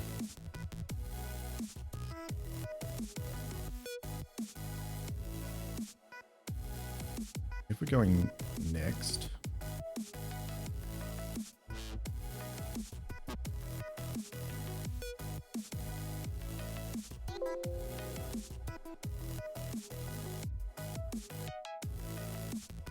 I'll put a double equals in there.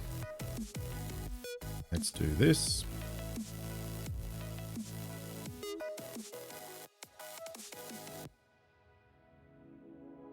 Because they're going to have different animation values as well. Anyway, let's just do this for the moment,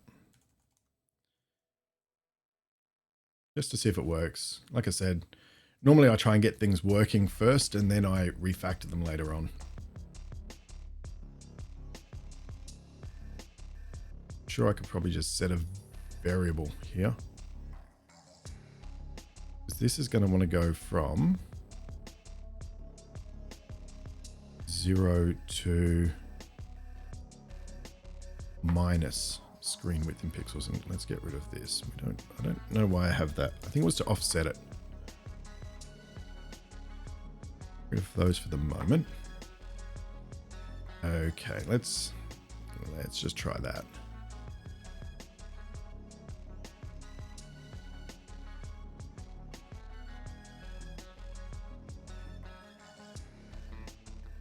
Dirty writing this code.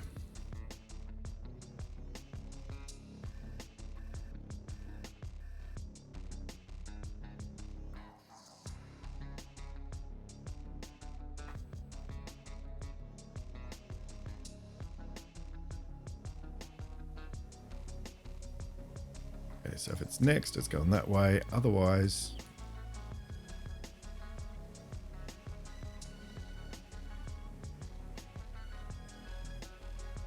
we're going to go from,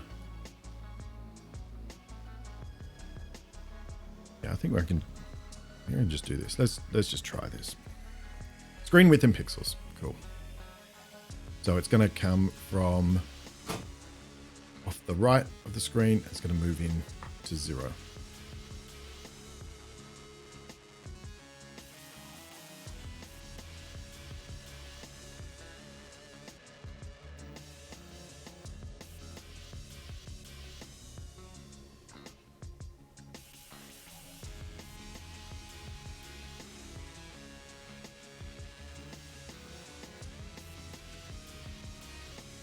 And this one is going previous.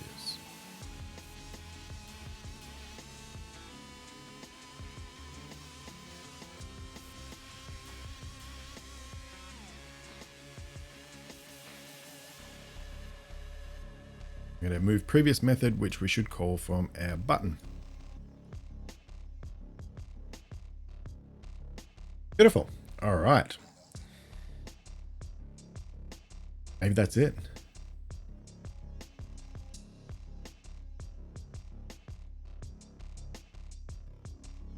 Let's give it a go. Doo-doo-doo.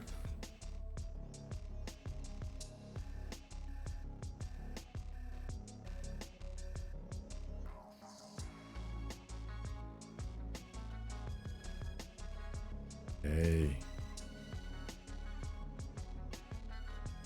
Is that right?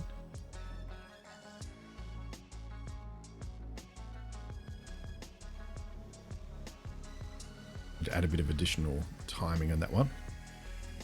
Oh. It actually reverses the order. You have a look.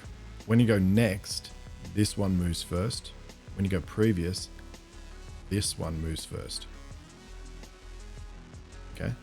Cool. We can do that. We can do that. It should actually just be changing these values here. Let's try. So basically changing the order in which those animate.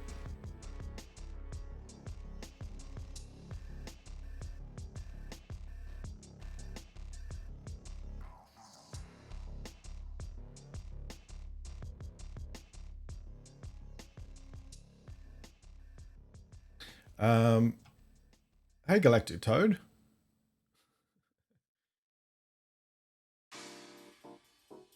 Yeah, it's so basically the order in which these bands move out. Because when you go next, this first band moves first. And when you go previous, this top band moves first. There we go.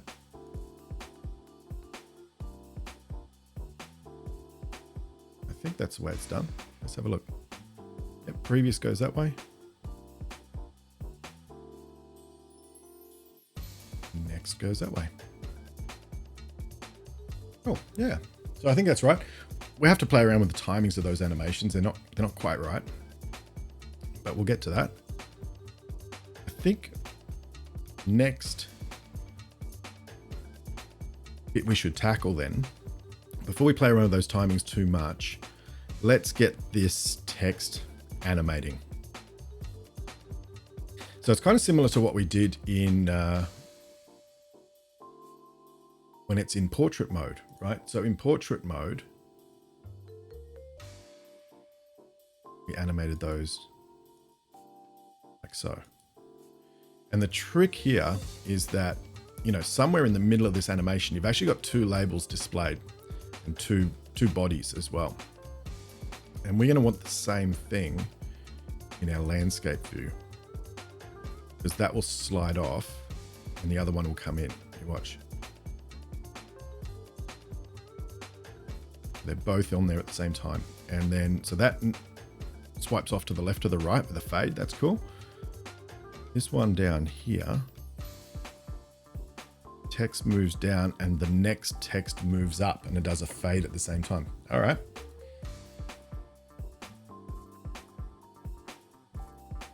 Let's try and do that. So first thing we're going to need is we're going to need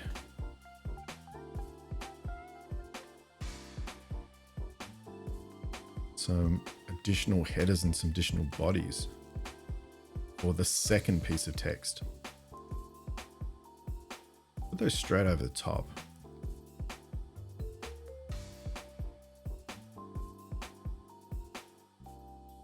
Okay.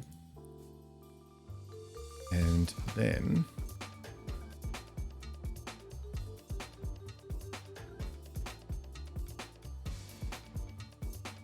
look at how we did it in the portrait view.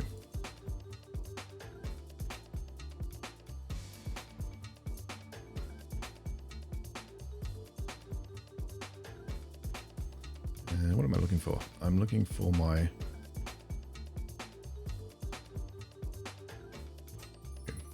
okay. So we got our current heading, current body. Okay, we want something similar to this. So we have both of those in there.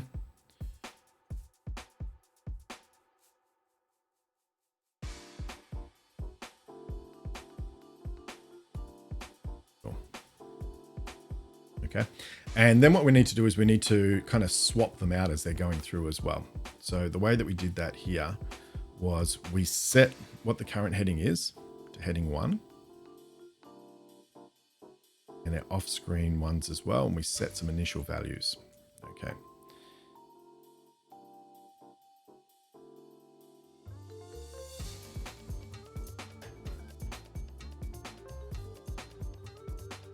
So we're going to start off with the current heading there, and then we're going to have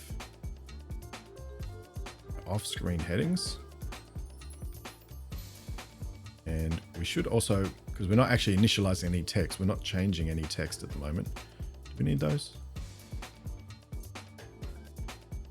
All right. What we had then is we had an update off-screen elements, which basically just goes and gets, in our case, it was just the next element because that other animation only goes sort of one way, if you like. So let's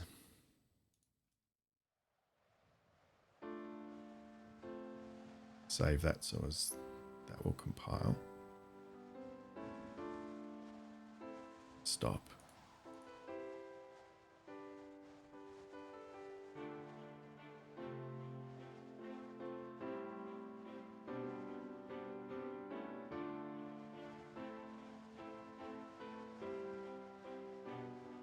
Set our on-screen text. So this is going to be from our view model dot location dot title.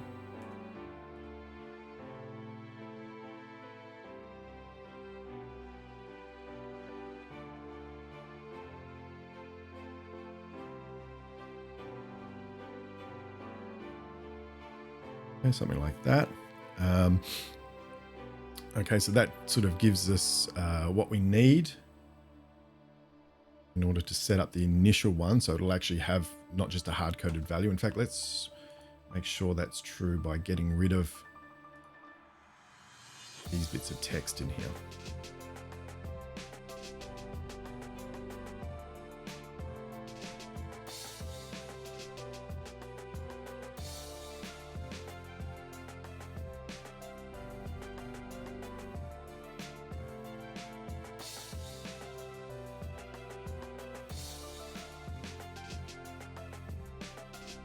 Let's set these to start out transparent.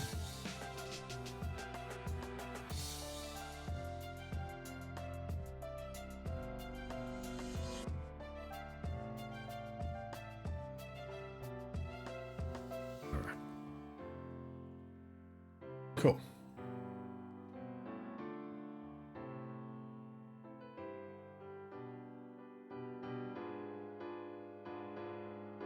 Called description.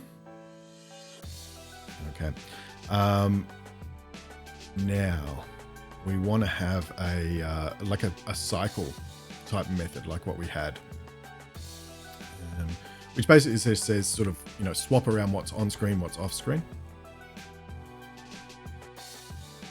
Did that in here.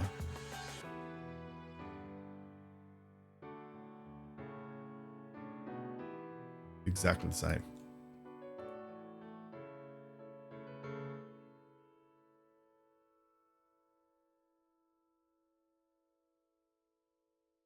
Okay, so if the current heading is heading 1, then we're swapping it to be heading 2, current body. Okay. Okay, and we're going to call this at the end of our animation. Which of course, because I copy and pasted,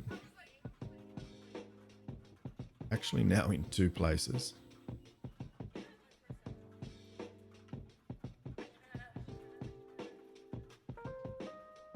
We better fix this in a moment.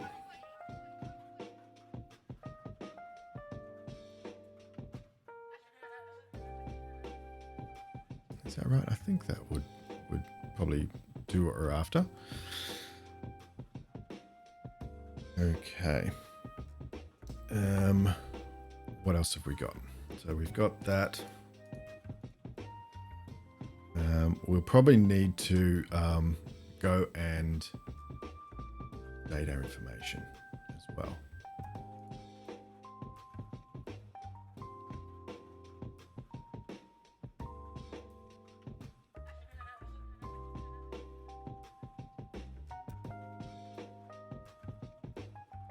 So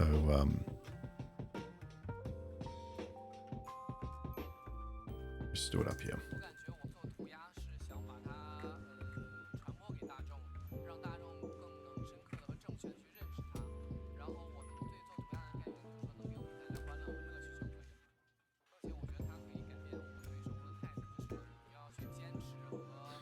Okay, and we'll do it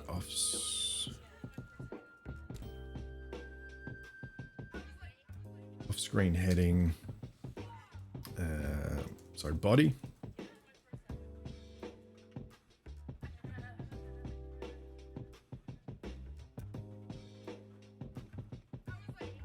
Dot body. No, dot description. Beautiful. And in our previous, we want to kind of do the same thing, except, of course, we're going to have our previous values.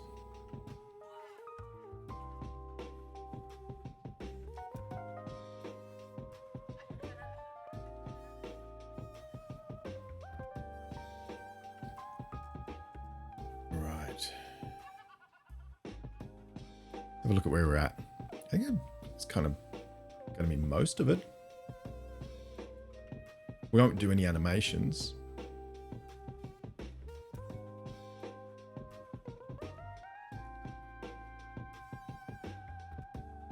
Oh, that didn't work at all.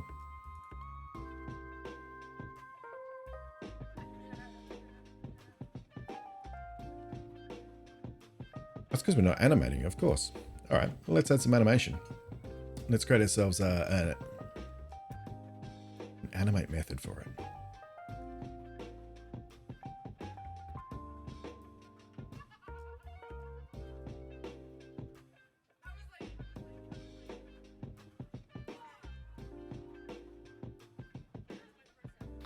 And what do we call this? Add child animations incoming. Let's call this add child animations for text. And again, it's going to have to take in a animation that we're going to add things to. and it's going to want to have a direction.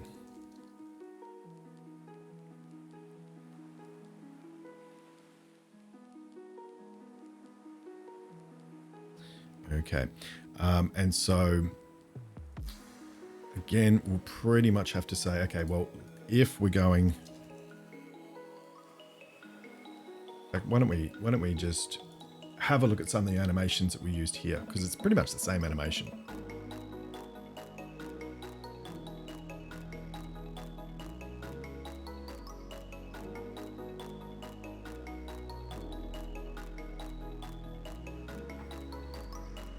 Okay, so the child animation is going to be, let's go and get the on-screen slide out heading.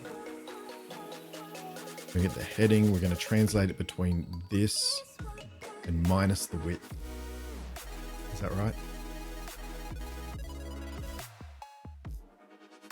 When we, well, this is going to, it's going to depend actually on the direction.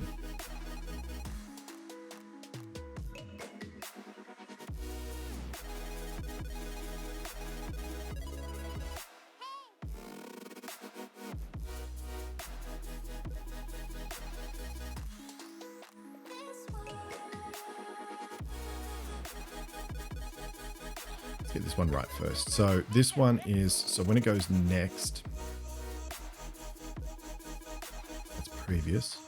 Previous, it slides out that way. Next, this text comes in there. The next one comes in.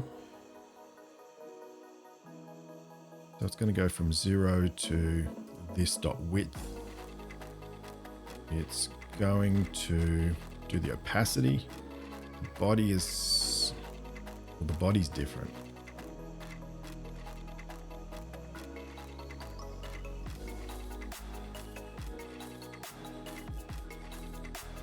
Body's done different. Okay. Let's have a look at the off-screen heading. The off-screen heading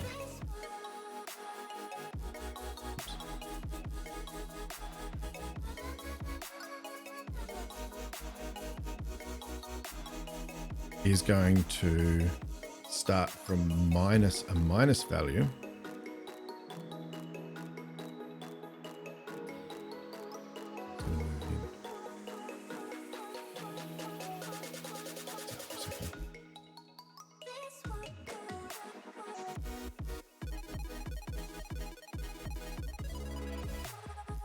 Okay, so the heading, I don't know if this wants to be this width. That goes to this width. Yeah, that's okay. The off-screen heading slide in should just be the width of that coming into 0.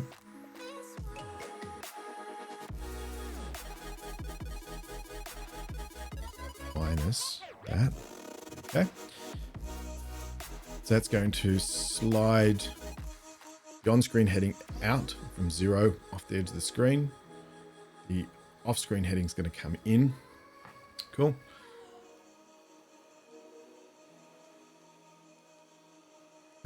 And we need to reverse that if it's going previous.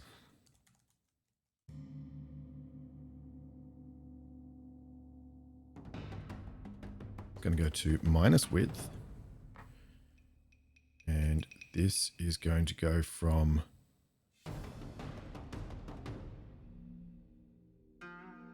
this needs to swap around here, so we'll put that there. This will be the width of the page to 0. Let's see if that works.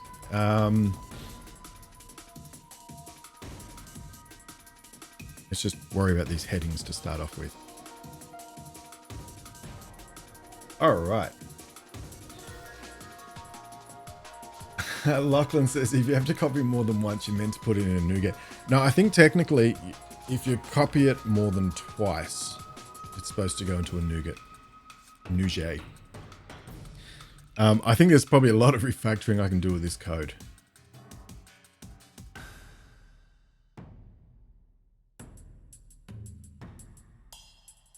Excuse me. All right.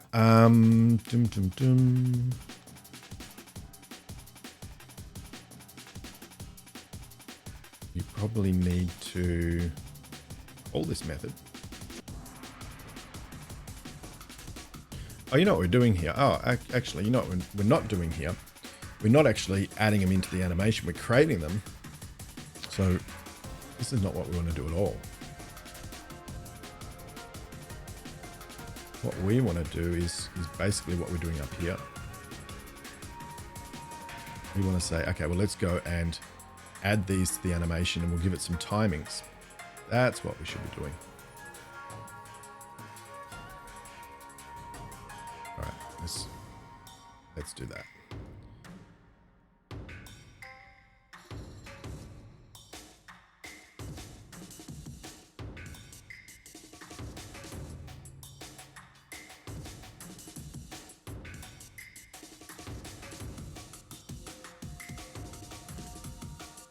Fix this up.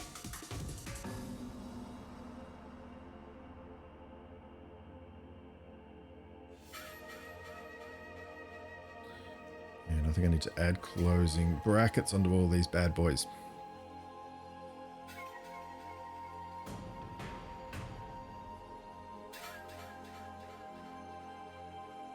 This is why copy paste is a really bad idea. But sometimes you just kind of, got to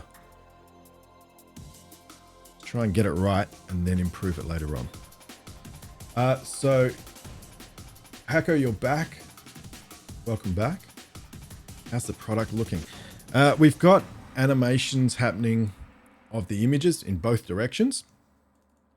We're just doing the text animations. So let me just keep doing this for a moment and I'll show you. My man cold. All right.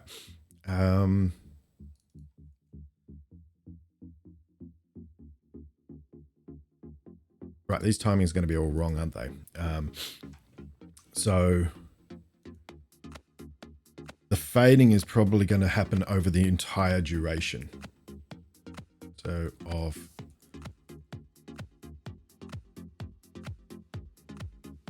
the animation. Does that make sense? Actually, no, let's have a look at it. So it starts off when we animate, starts sliding, finishes.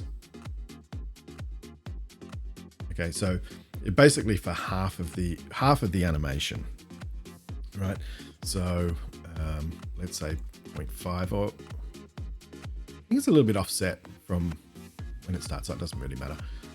So let's just go 0.5, 0.5.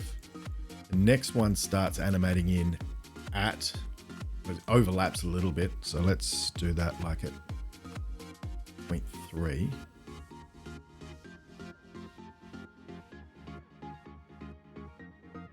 Let's make that overlap a little bit. So maybe like 0.7 or something. You think? Doesn't matter. We'll find out.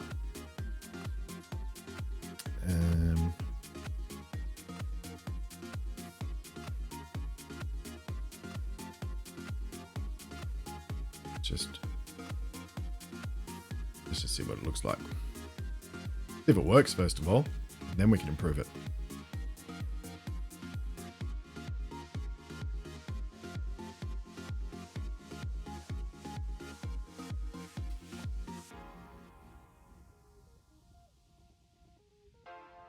Okay, let's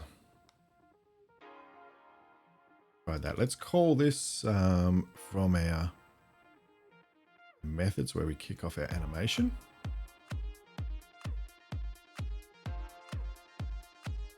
Is probably down here a little bit further.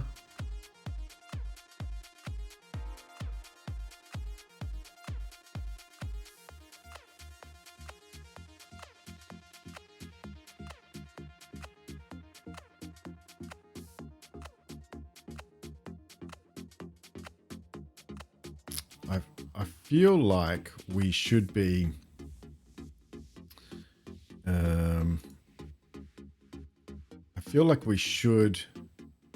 set the initial values for these, because if we don't, we'll end up in trouble. terms of, let's set our off-screen heading opacity. And our screen.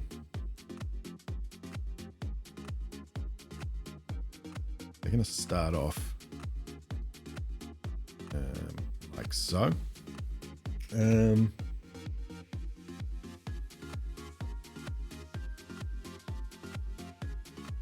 Okay.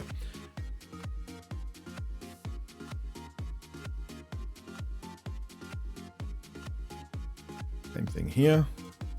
You can see these are definitely going to merge these two methods.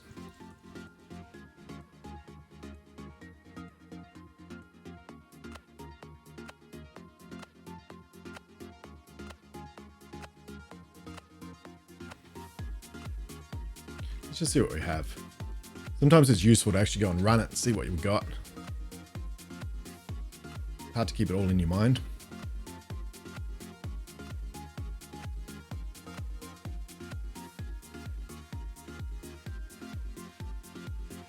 Ooh.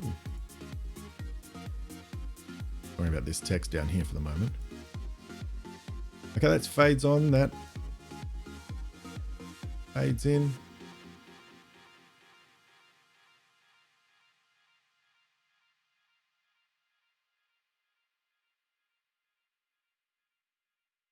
Okay, so that's not too bad. I think we can work with that.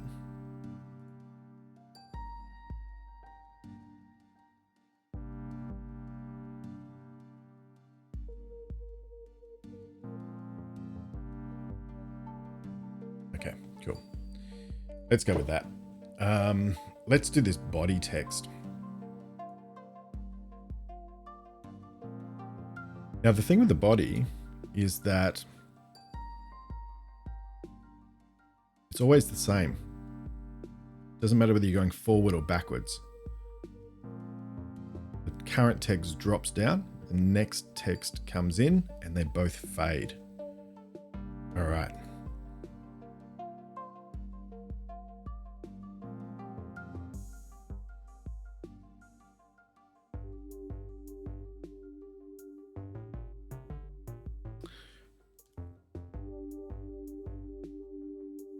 Excuse me.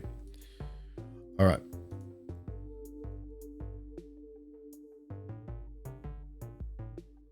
Oh, terrible. It's winter in Melbourne, which is why I've got a cold. All right. So in this case here, what we want to do is same sort of deal. We want to fade out the opacity, but we want to do this of the body.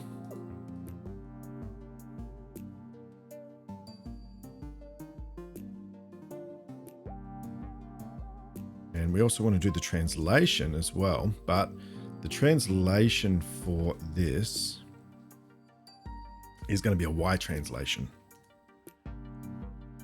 right? Because it drops down. So we do a translation Y, and it's not going to be that far. It's probably, I mean, we can just throw a value in here. This is going to be a translation Y. So it goes from 0 to 30. So it comes down 30. It fades out. This one is going to come in from minus 30, excuse me, to 0.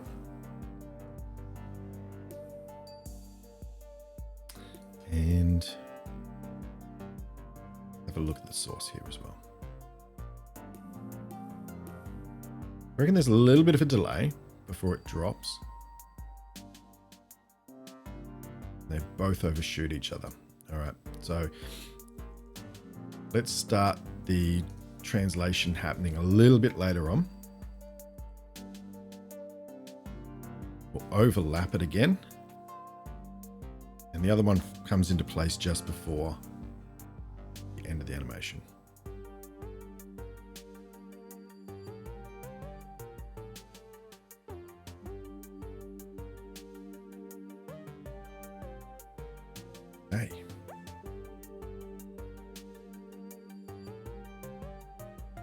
Now it's in the wrong position, so we'll need to change the position of it. That's not right. All right, so we're doing that wrong. So we're basically saying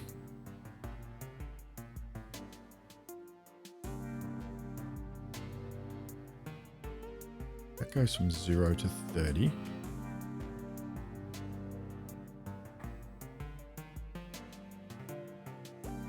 Oh, it wants to go from 30 to 0. Right? Because it wants to go where the other one was and then come back up. Yeah, that makes sense.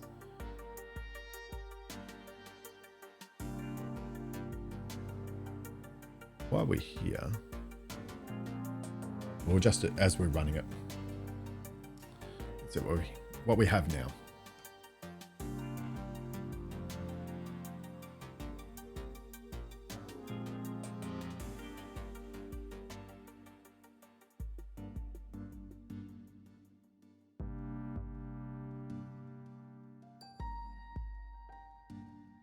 Not too bad.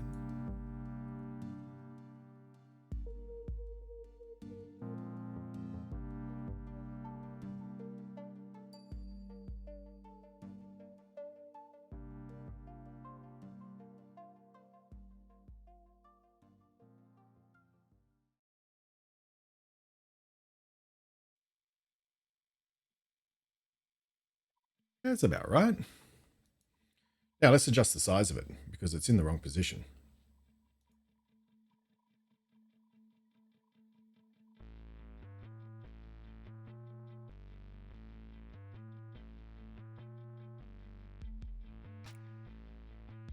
I think we probably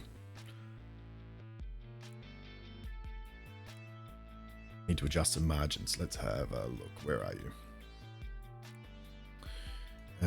Let's bring this in. The font's perhaps a little bit bigger than what was in the other one. So let's apply some margins first of all.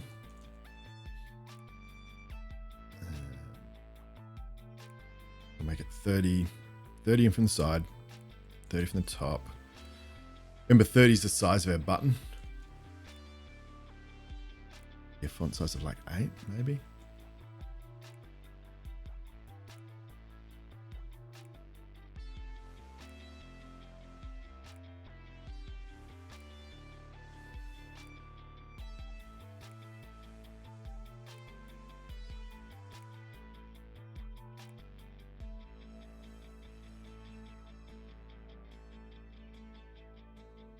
In our source one, no, we want that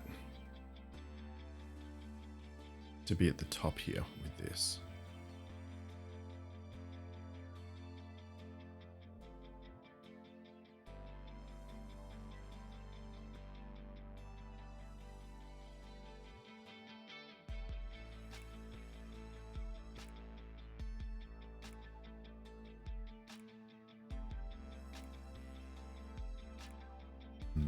Not quite right.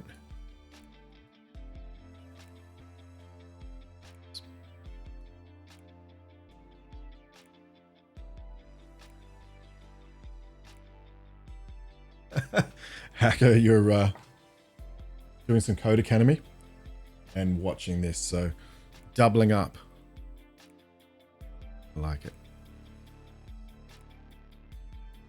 So this feels a bit high.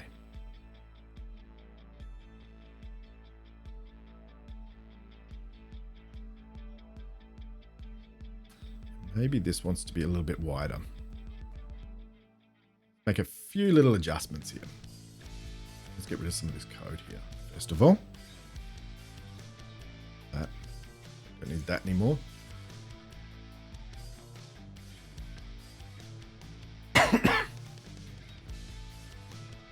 Excuse me. All right.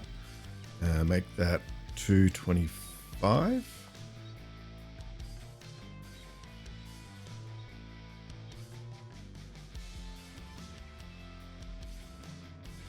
We need to also have a little margin too, don't we? So let's have a look here. We've got a rule that goes across here, so we've got to put that in. And also, I think this just starts a little bit high.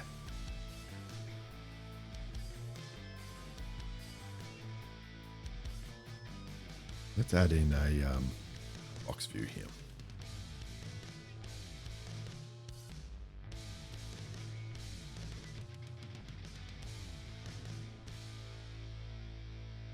This one,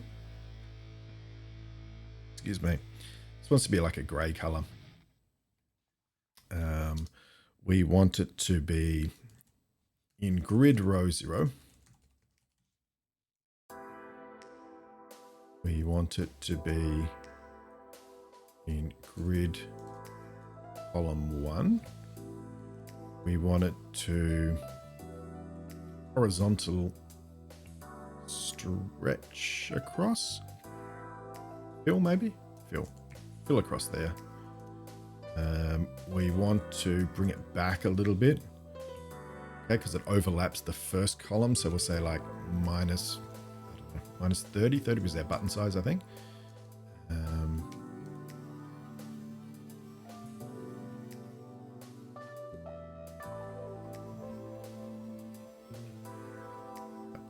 Height request 2.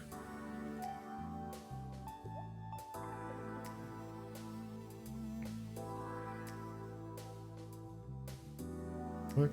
Let's have a look.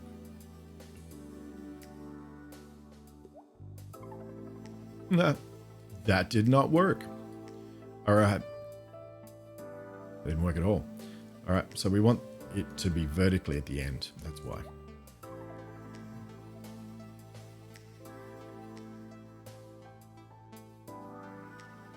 Come on, Visual Studio.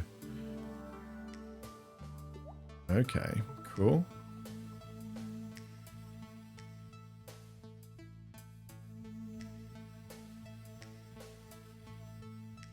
Let's adjust this to be, I don't know, like 60 back.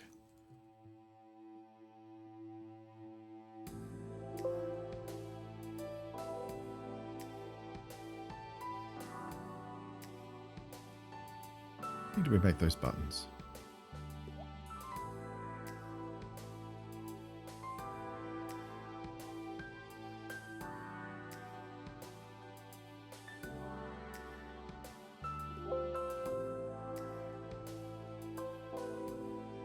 Look how big we made those buttons.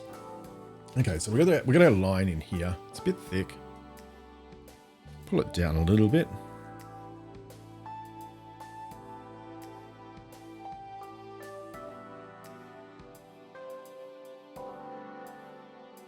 Hacker has just got introduced to a new concept, decimal, but how's it different?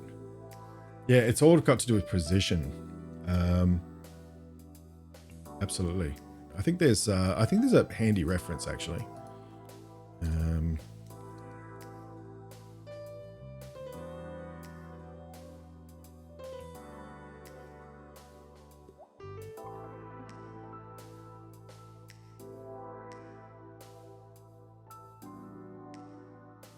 So yeah, it's got to do with the precision of the actual numbers themselves.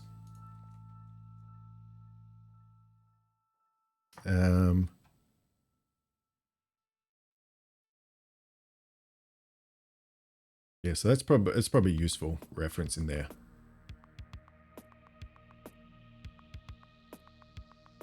Go check that out. Yeah, absolutely. Okay, cool. Now what are we trying to do? We're aligning this.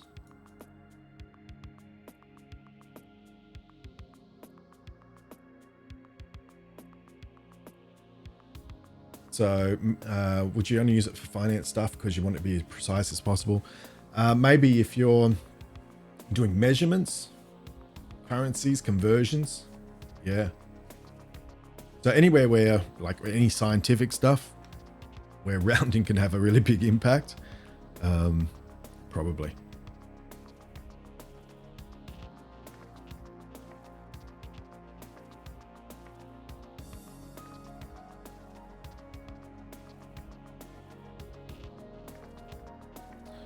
All right, let me have a look here. What am I doing?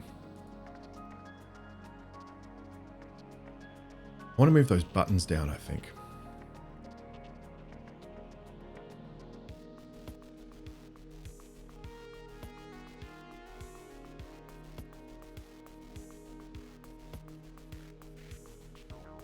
Now I had these button tops here, right?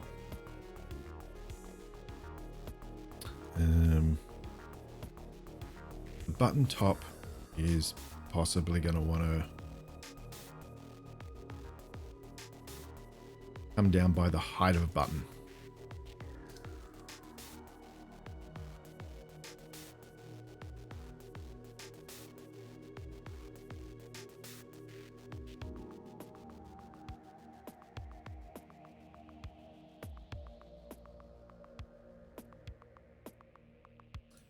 Yeah, so why are people using double then, since decimal can store more numbers? Is double faster? The other thing to consider, I suppose, as well is if you're in a tight loop, it might make a difference in terms of performance. Also, the amount of memory that it uses potentially. You want, you typically want the smallest size, data that you can,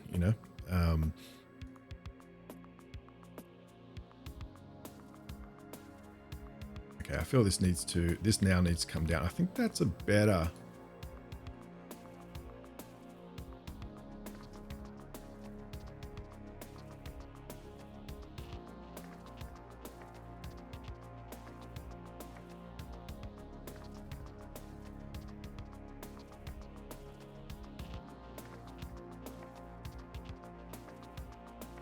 Let's move this text down.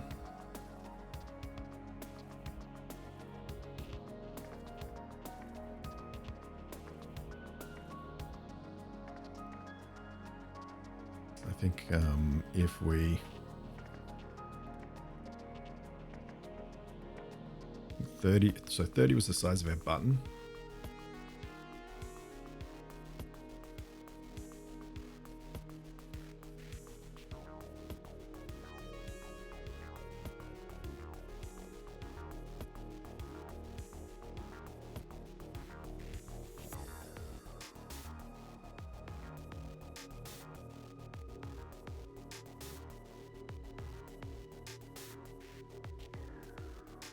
Where I'm getting this gap from.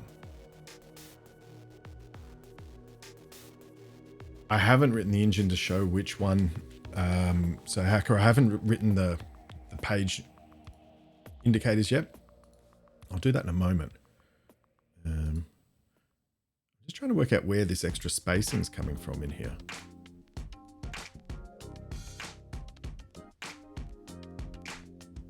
I know where it's coming from.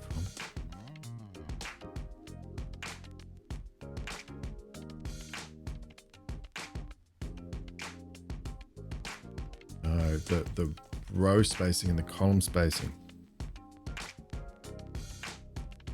Today we're gonna code lots with Mr. Kim, Phil Potson. Oh, how amazing you'll be. Hey, Minnow Minetti. Welcome. Thank you for following. All right. So we're just trying to reproduce this UI here. And I think I just worked out why my text is sitting too low.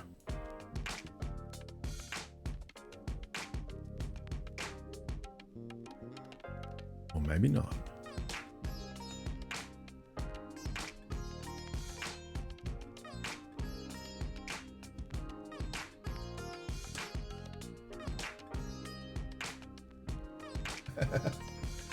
Everybody clap with the music. Oh yeah. Hey, there we go.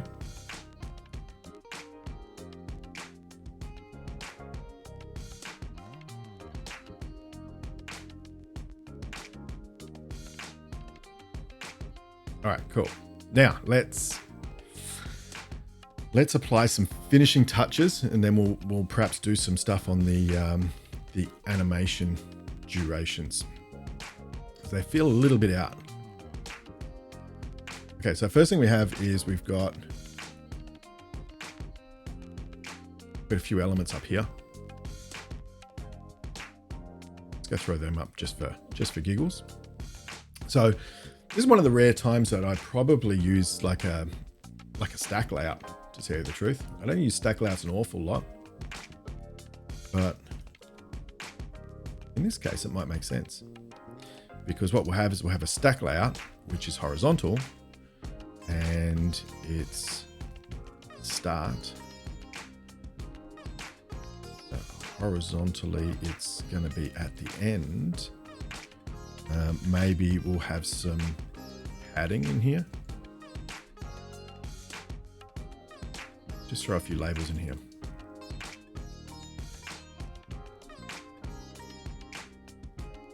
Actually, probably we'll make the font size quite small on this one.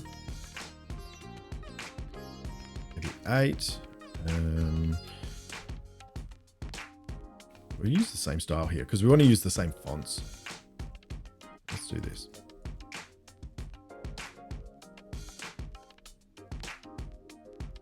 We'll override the font size. Make it a bit smaller. These ones here feel like they should be like 10s or something like that. A little bit bigger maybe.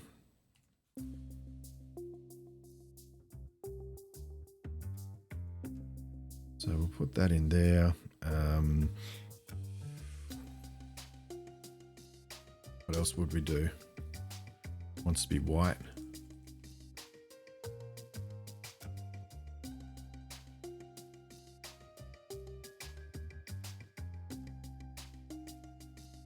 Got a few of those in there. All right, that's not what we want at all. Okay, so we want this to be in grid row 1. No, grid column 1.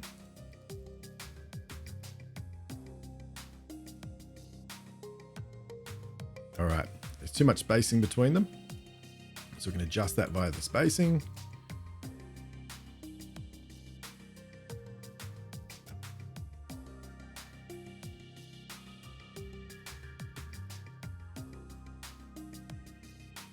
Interesting.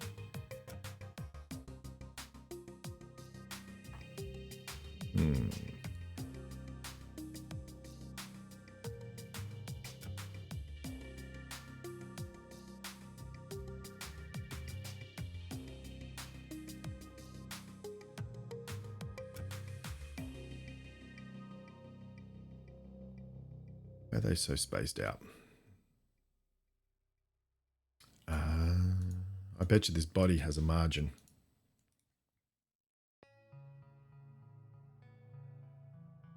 And indeed it does. So look, let's do this. Let's not be bad people. Let's go and create ourselves a new style.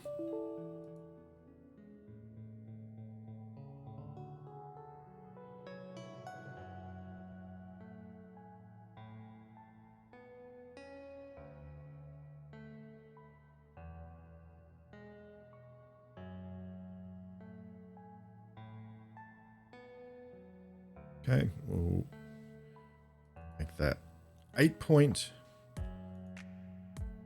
The line height. The text wants to be white.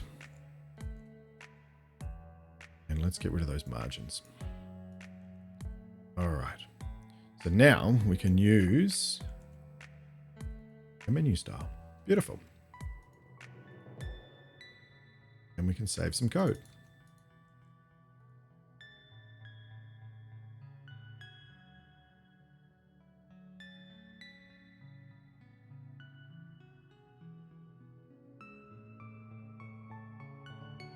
Let's see what that looks like.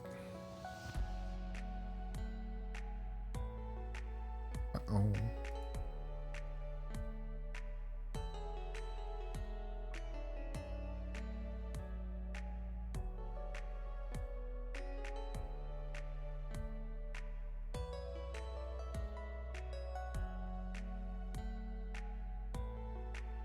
Right, so in about the right place, about the right size.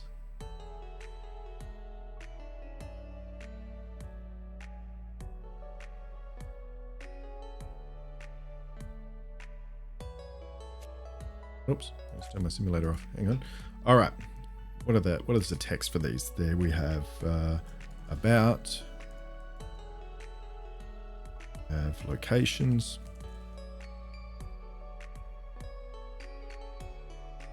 bookings, and we have one more, contacts. Contact.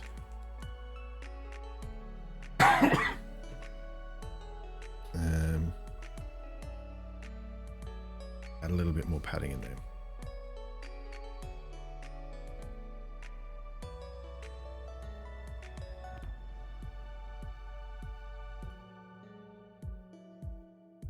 A little bit more spacing.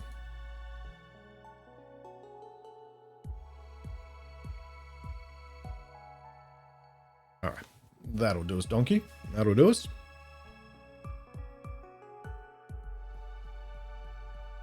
All right, I think we have page indicators.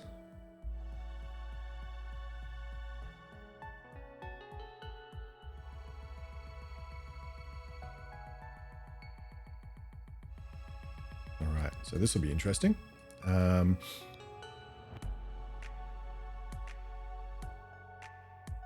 we'll do that as part of, let's have a look at what the page indicators look like. Basically stays black, and then it just moves across to the next point when it's finished the animation.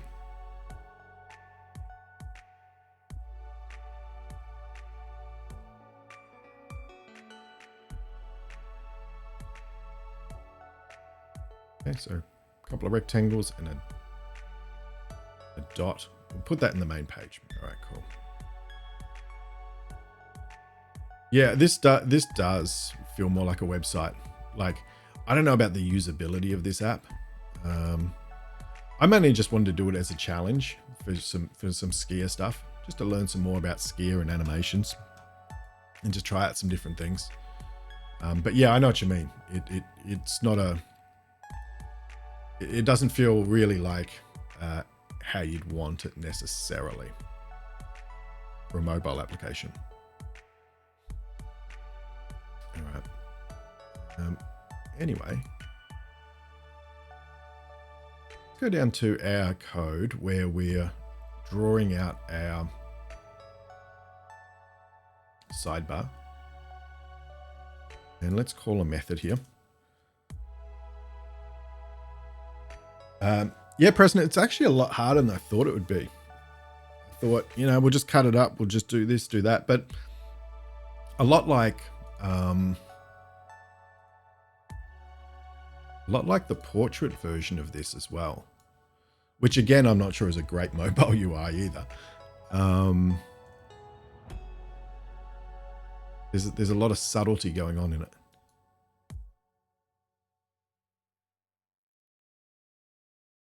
It's as hard as you thought it would be.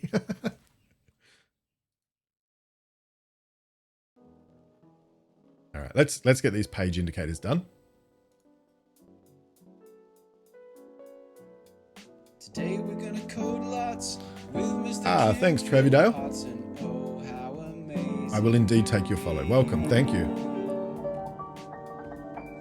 Let's do these page indicators. These are.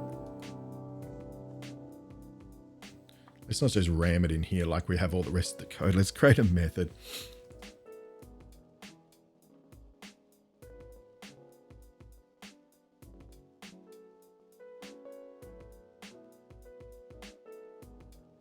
I probably want to pass in the canvas, I'm guessing.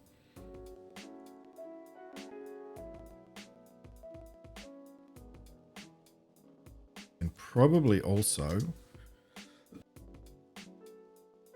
Oh dear, the size of the sidebar.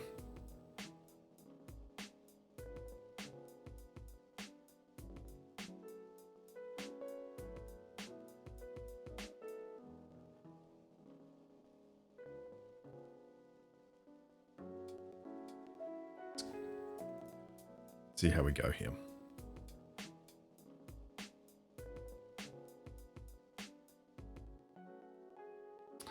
All right, so let's start off with some variables or some, I suppose they're constants, right?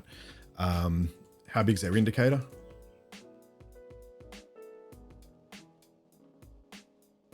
start off with 10, feels about right. We have padding in between them, which is these going to want to be double.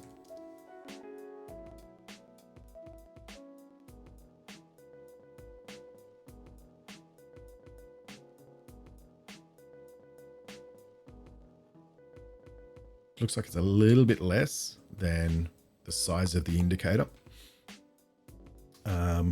Okay, now we want to work out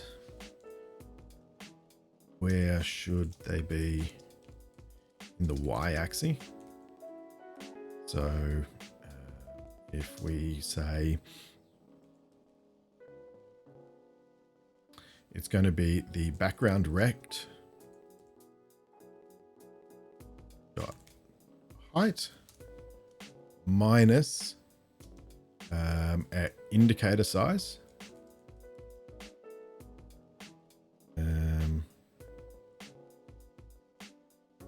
times 2 plus our padding by that. Okay, so that indicates where they should be in the y-axis. Where they're going to be in the x-axis is dependent on which one, right? So there's an indicator for each page. I'm going to happily ignore the fact that if you had 50 pages, it'd end up with too many. So I'm just going to basically say, let's go through the view model application pages count. We'll draw one for each page. Then work out where this indicator needs to be. So we could say the starting position, the x coordinate.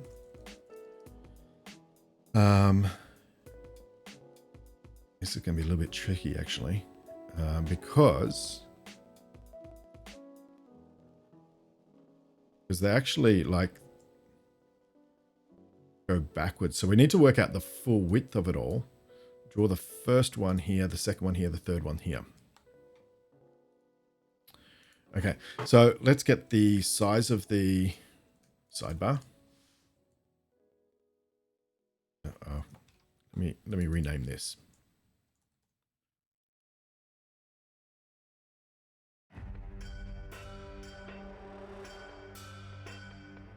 Sidebar width minus padding, which is okay. We're going to have to get the number of the elements. None of the elements. For each one, there's going to be an indicator, and there's going to be a padding. And we're going to have to multiply those by the number of elements that we have.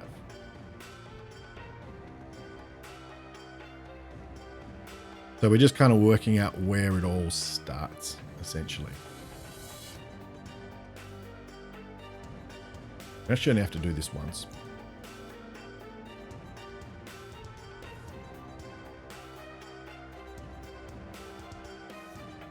Okay. Now, once we have that, we can then work out where each indicator should actually be. Okay, and so that's going to be from the start position plus whichever indicator we're up to times by the indicator size, right? Well, actually, we need the indicator size. Oops, hang on a second.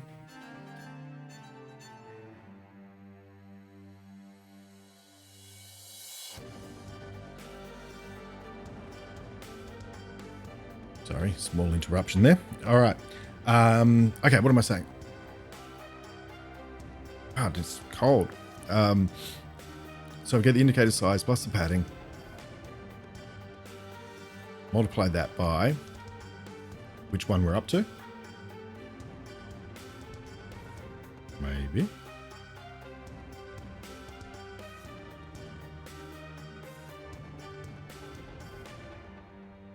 This would be where it'd be really nice to have hot code reloading.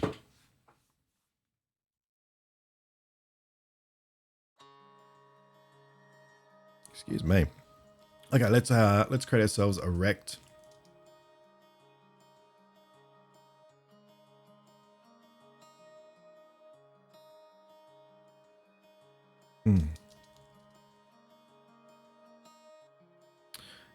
So the rect is going to be at the indicator X. Goodness, my goodness, I'm choking. Okay. All right, indicator X.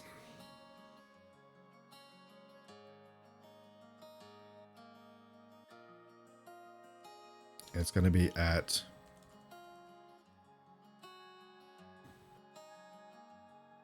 indicator Y. It's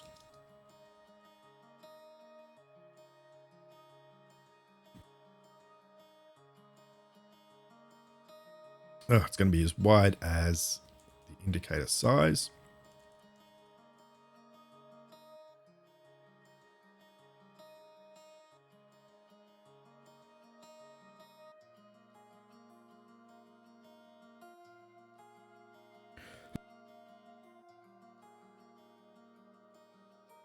My goodness. All right. Whole bunch of errors here. What's going on? Floats.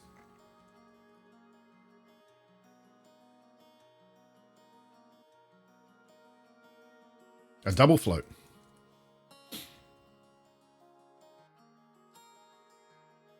Okay. So that gives us our rect, right? So now we should be able to draw that.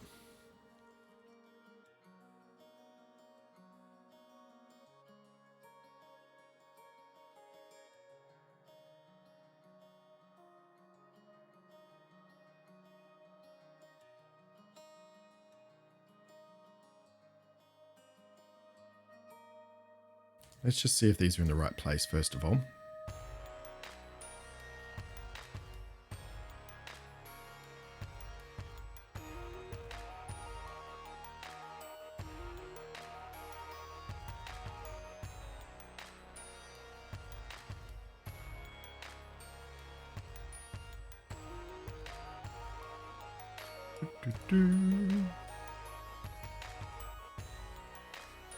Hopefully they'll draw down the bottom.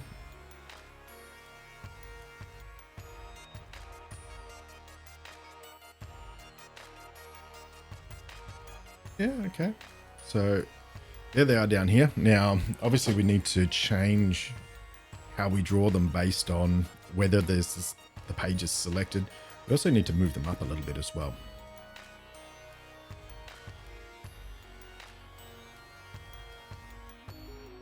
I think I need another bracket in here. That will fix that.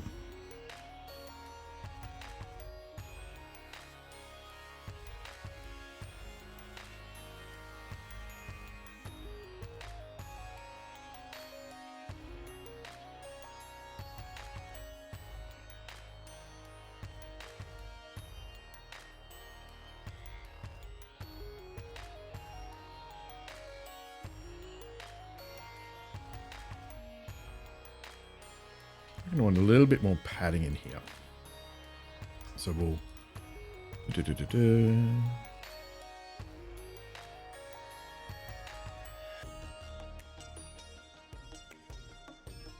my goodness, it seems very magic number in here. All right, something like that. Can add 2 times that padding. Beautiful.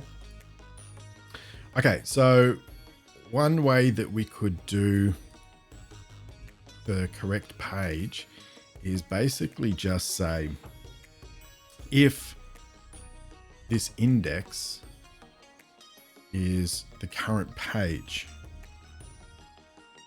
right? So we could say if our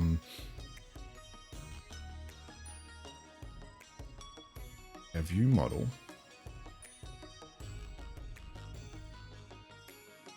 dot current page or location pages, that collection. All right, the index of the current one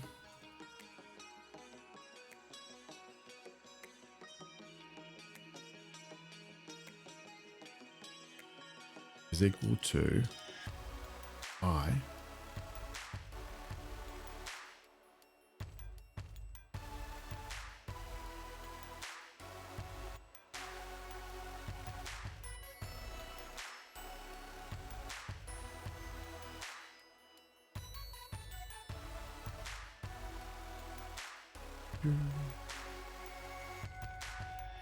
then we can use a different brush. So let's have an SK paint here, or called style, and then we'll say, okay, if it is, then our style is an SK paint style of. In fact, that's not a new. That's just. So if it is the index, we do the stroke and the fill. Otherwise,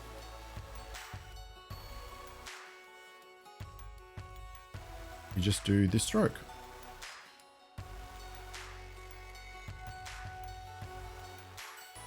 Thanks. And then we use our magic tools to convert it to a conditional. Beautiful. And then colors black, and we say our style equals our style. And we probably also want to say something like our stroke width is a little bit bigger as well.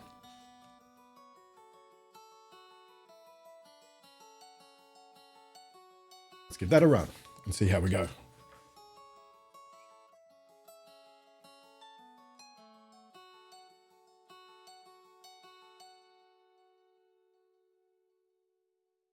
Right, beautiful.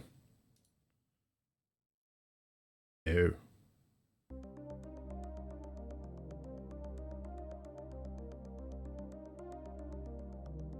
Okay, so we're not updating it, right? So probably what we need to do is we probably need to refresh it at the end of the animation. So once it's changed the page, we'll trigger that to go and redraw that.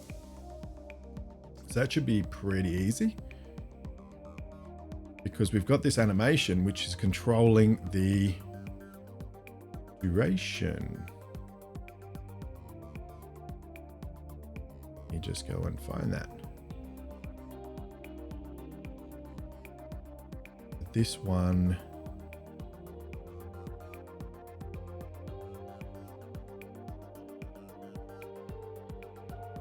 it's doing the invalidate. So maybe maybe where we do this.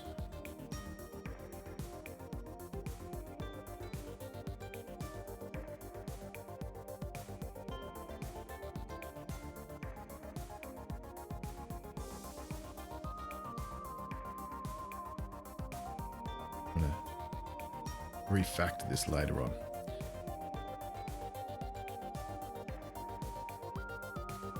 So the idea is it invalidates that surface, so therefore it'll redraw it, draw the page indicators.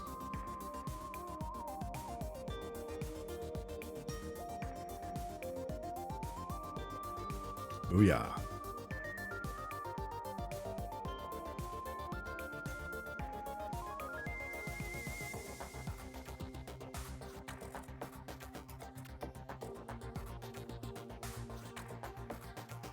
Cool. All right.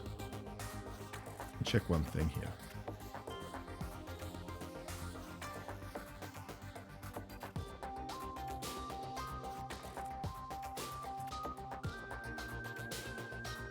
Looks all right. All right. So there we go.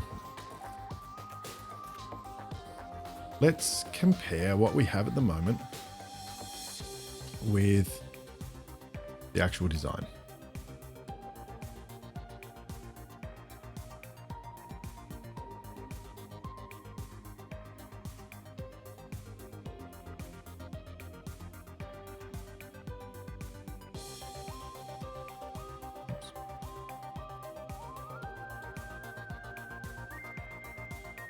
Use the size of this one. There we go.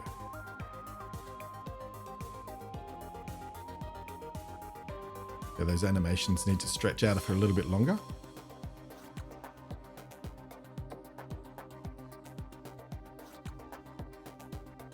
Okay, so it goes across to this one. That's not too bad.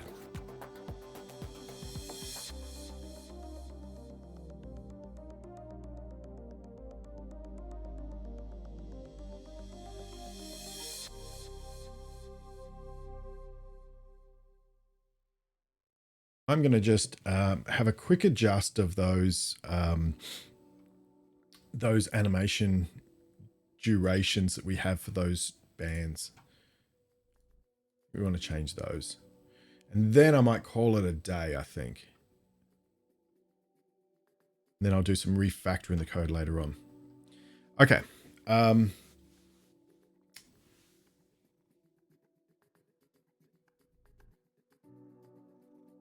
Let's have a look at the outgoing ones first of all.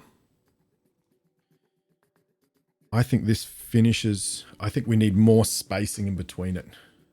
So I think we'll kick these back a little bit. 0.55, 0.50.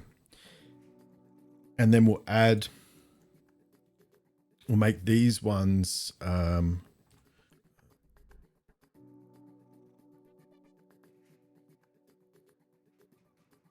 these ones need to be the same. I'm assuming they animate out at the same speed as they animate in. All right. And then for the incoming ones, let's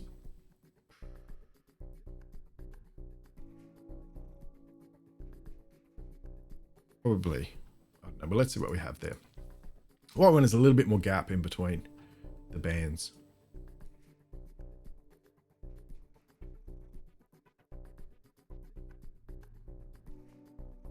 So that has increased it by 20%. That's much better.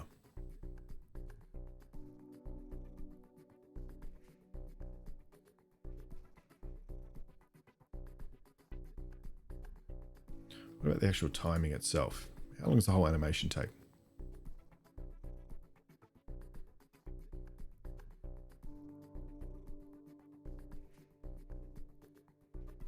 It's pretty similar.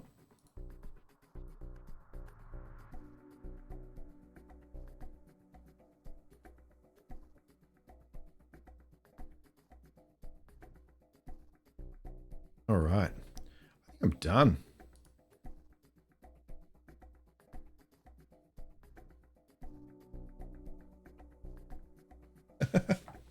All right. Cool. Well, I think the next thing for this, so what we did, we animated in the second image. We created a sidebar for their image. We created go back. We animated our text. We did our page indicator. What's next? I think I'll do this off stream rather. Refactor out that code. Refactor the code. You don't want to see me do that.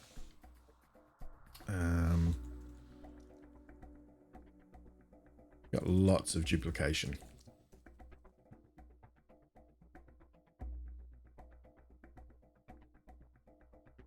Hey. Write it up in a blog post. What did we learn?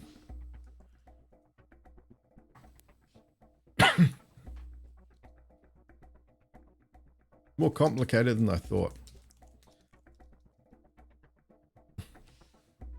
All right. Oh, mini mountain icon on the top left. Did we not have that?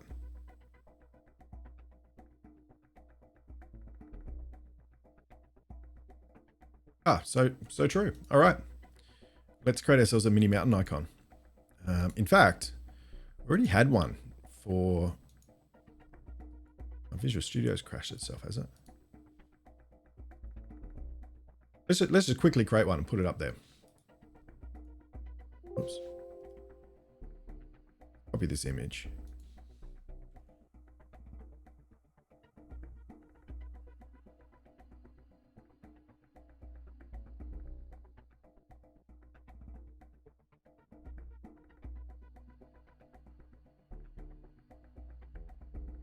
Good call, Ravidale.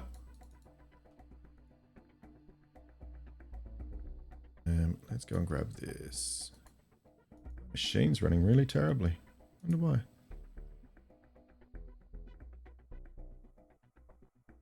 Who knows? Let's go make this 640 by 360. 360? 320. 360.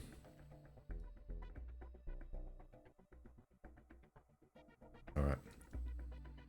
Post that into there. Yeah.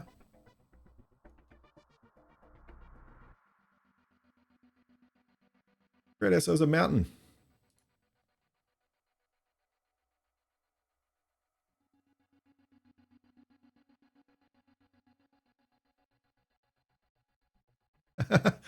That's all right. Because I think next time I'll probably move on to another UI challenge. Pretty much done with this one.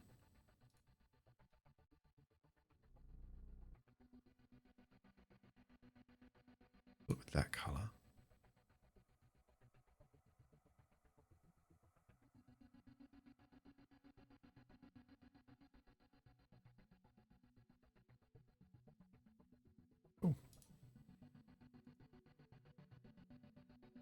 Zoiks, that wasn't what I wanted.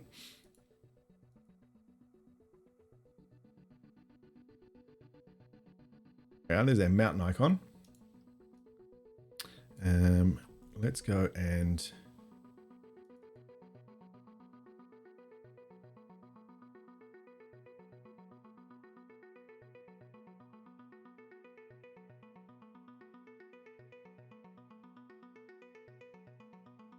naming is hard.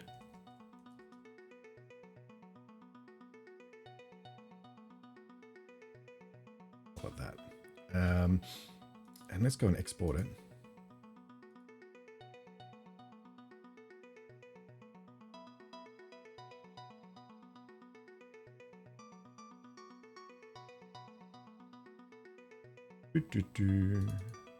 Now I would run this on my Android as well, by the way. On my iPhone. I'm just having a little bit of trouble with my Visual Studio, so I'm not going to do that right now. In the resources folder, say this is Android. Export all of those. We'll do the same thing for the iOS one.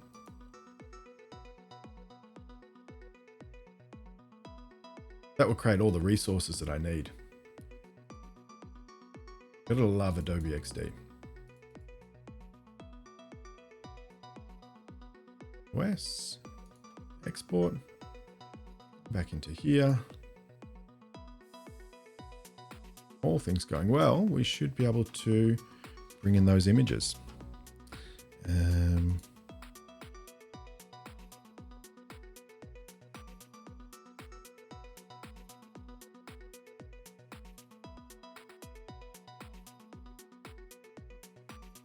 just find this bit of Visual Studio buggy.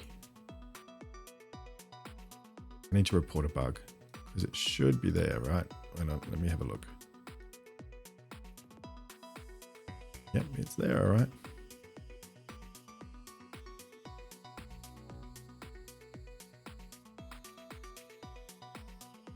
Ah, there they are. All right, let's grab those icons. Boop, boop, boop, boop, boop. Load them into our project. Do the same thing for our iOS.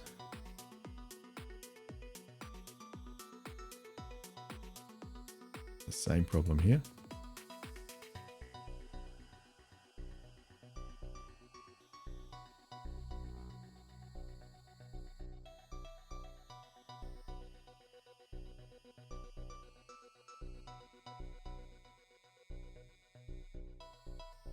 Yeah. Include those into our project. Let's run this up and let's add that in quickly. Because I kind of want to just leave the stream today with the only thing we need to do is just like refactor a bit of code, but the actual layout is is solid.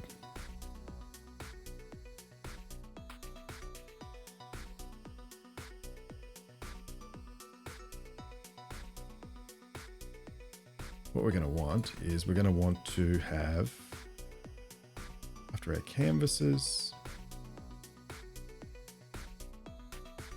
oops, yikes, what was that?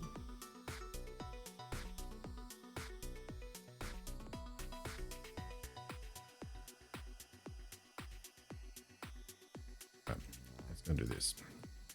Let's go and put an image, source equals mountain. Oh, I don't even know what that did. Mountain icon landscape.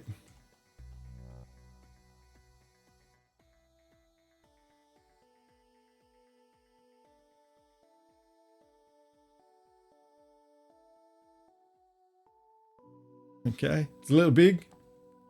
Little big. So let's make it its horizontal options of start, its vertical options of start. It's give it a margin, say 20 around all. Oh yeah, that's all right. That's not too bad. Nah, it's too much, isn't it?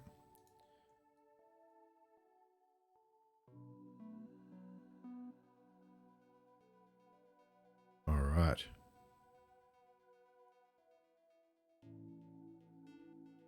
What do you think, Travie Dale?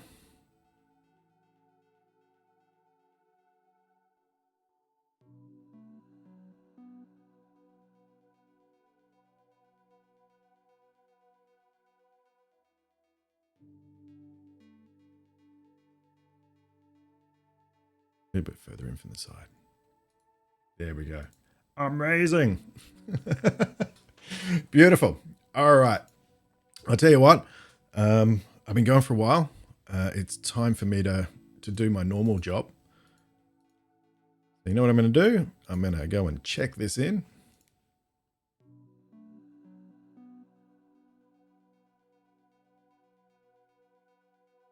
In all its glory. Actually, it turns out that we only edited a few files. But it was pretty complex, I think. All right, and we is good. Now, I do like to have a look and see if there's any other streamers in the Cody sort of space going on at the moment.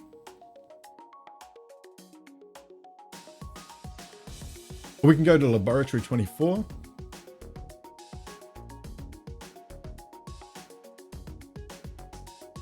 Anyone got any ping pong? All right, let's go to let's go to Laboratory 24. So this is a really fun place where you've got like a wacky professor guy who who lets you shoot ping pong balls. So let's go across there. 1 bit. Fantastic. Thank you, Lachlan.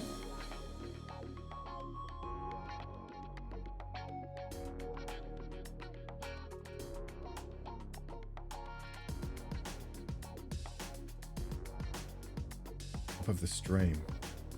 I don't know what that means, Lachlan. But anyway, I'm gonna sign off. Thanks again for joining us. We've had Clinton usually. So we've had Hacker followed us. Minimedi Travidale, thank you so much. Z Doctor, take care. I have to leave as well. So Lachlan, the winner today. All right, let's go and raid. And I'll see you next time.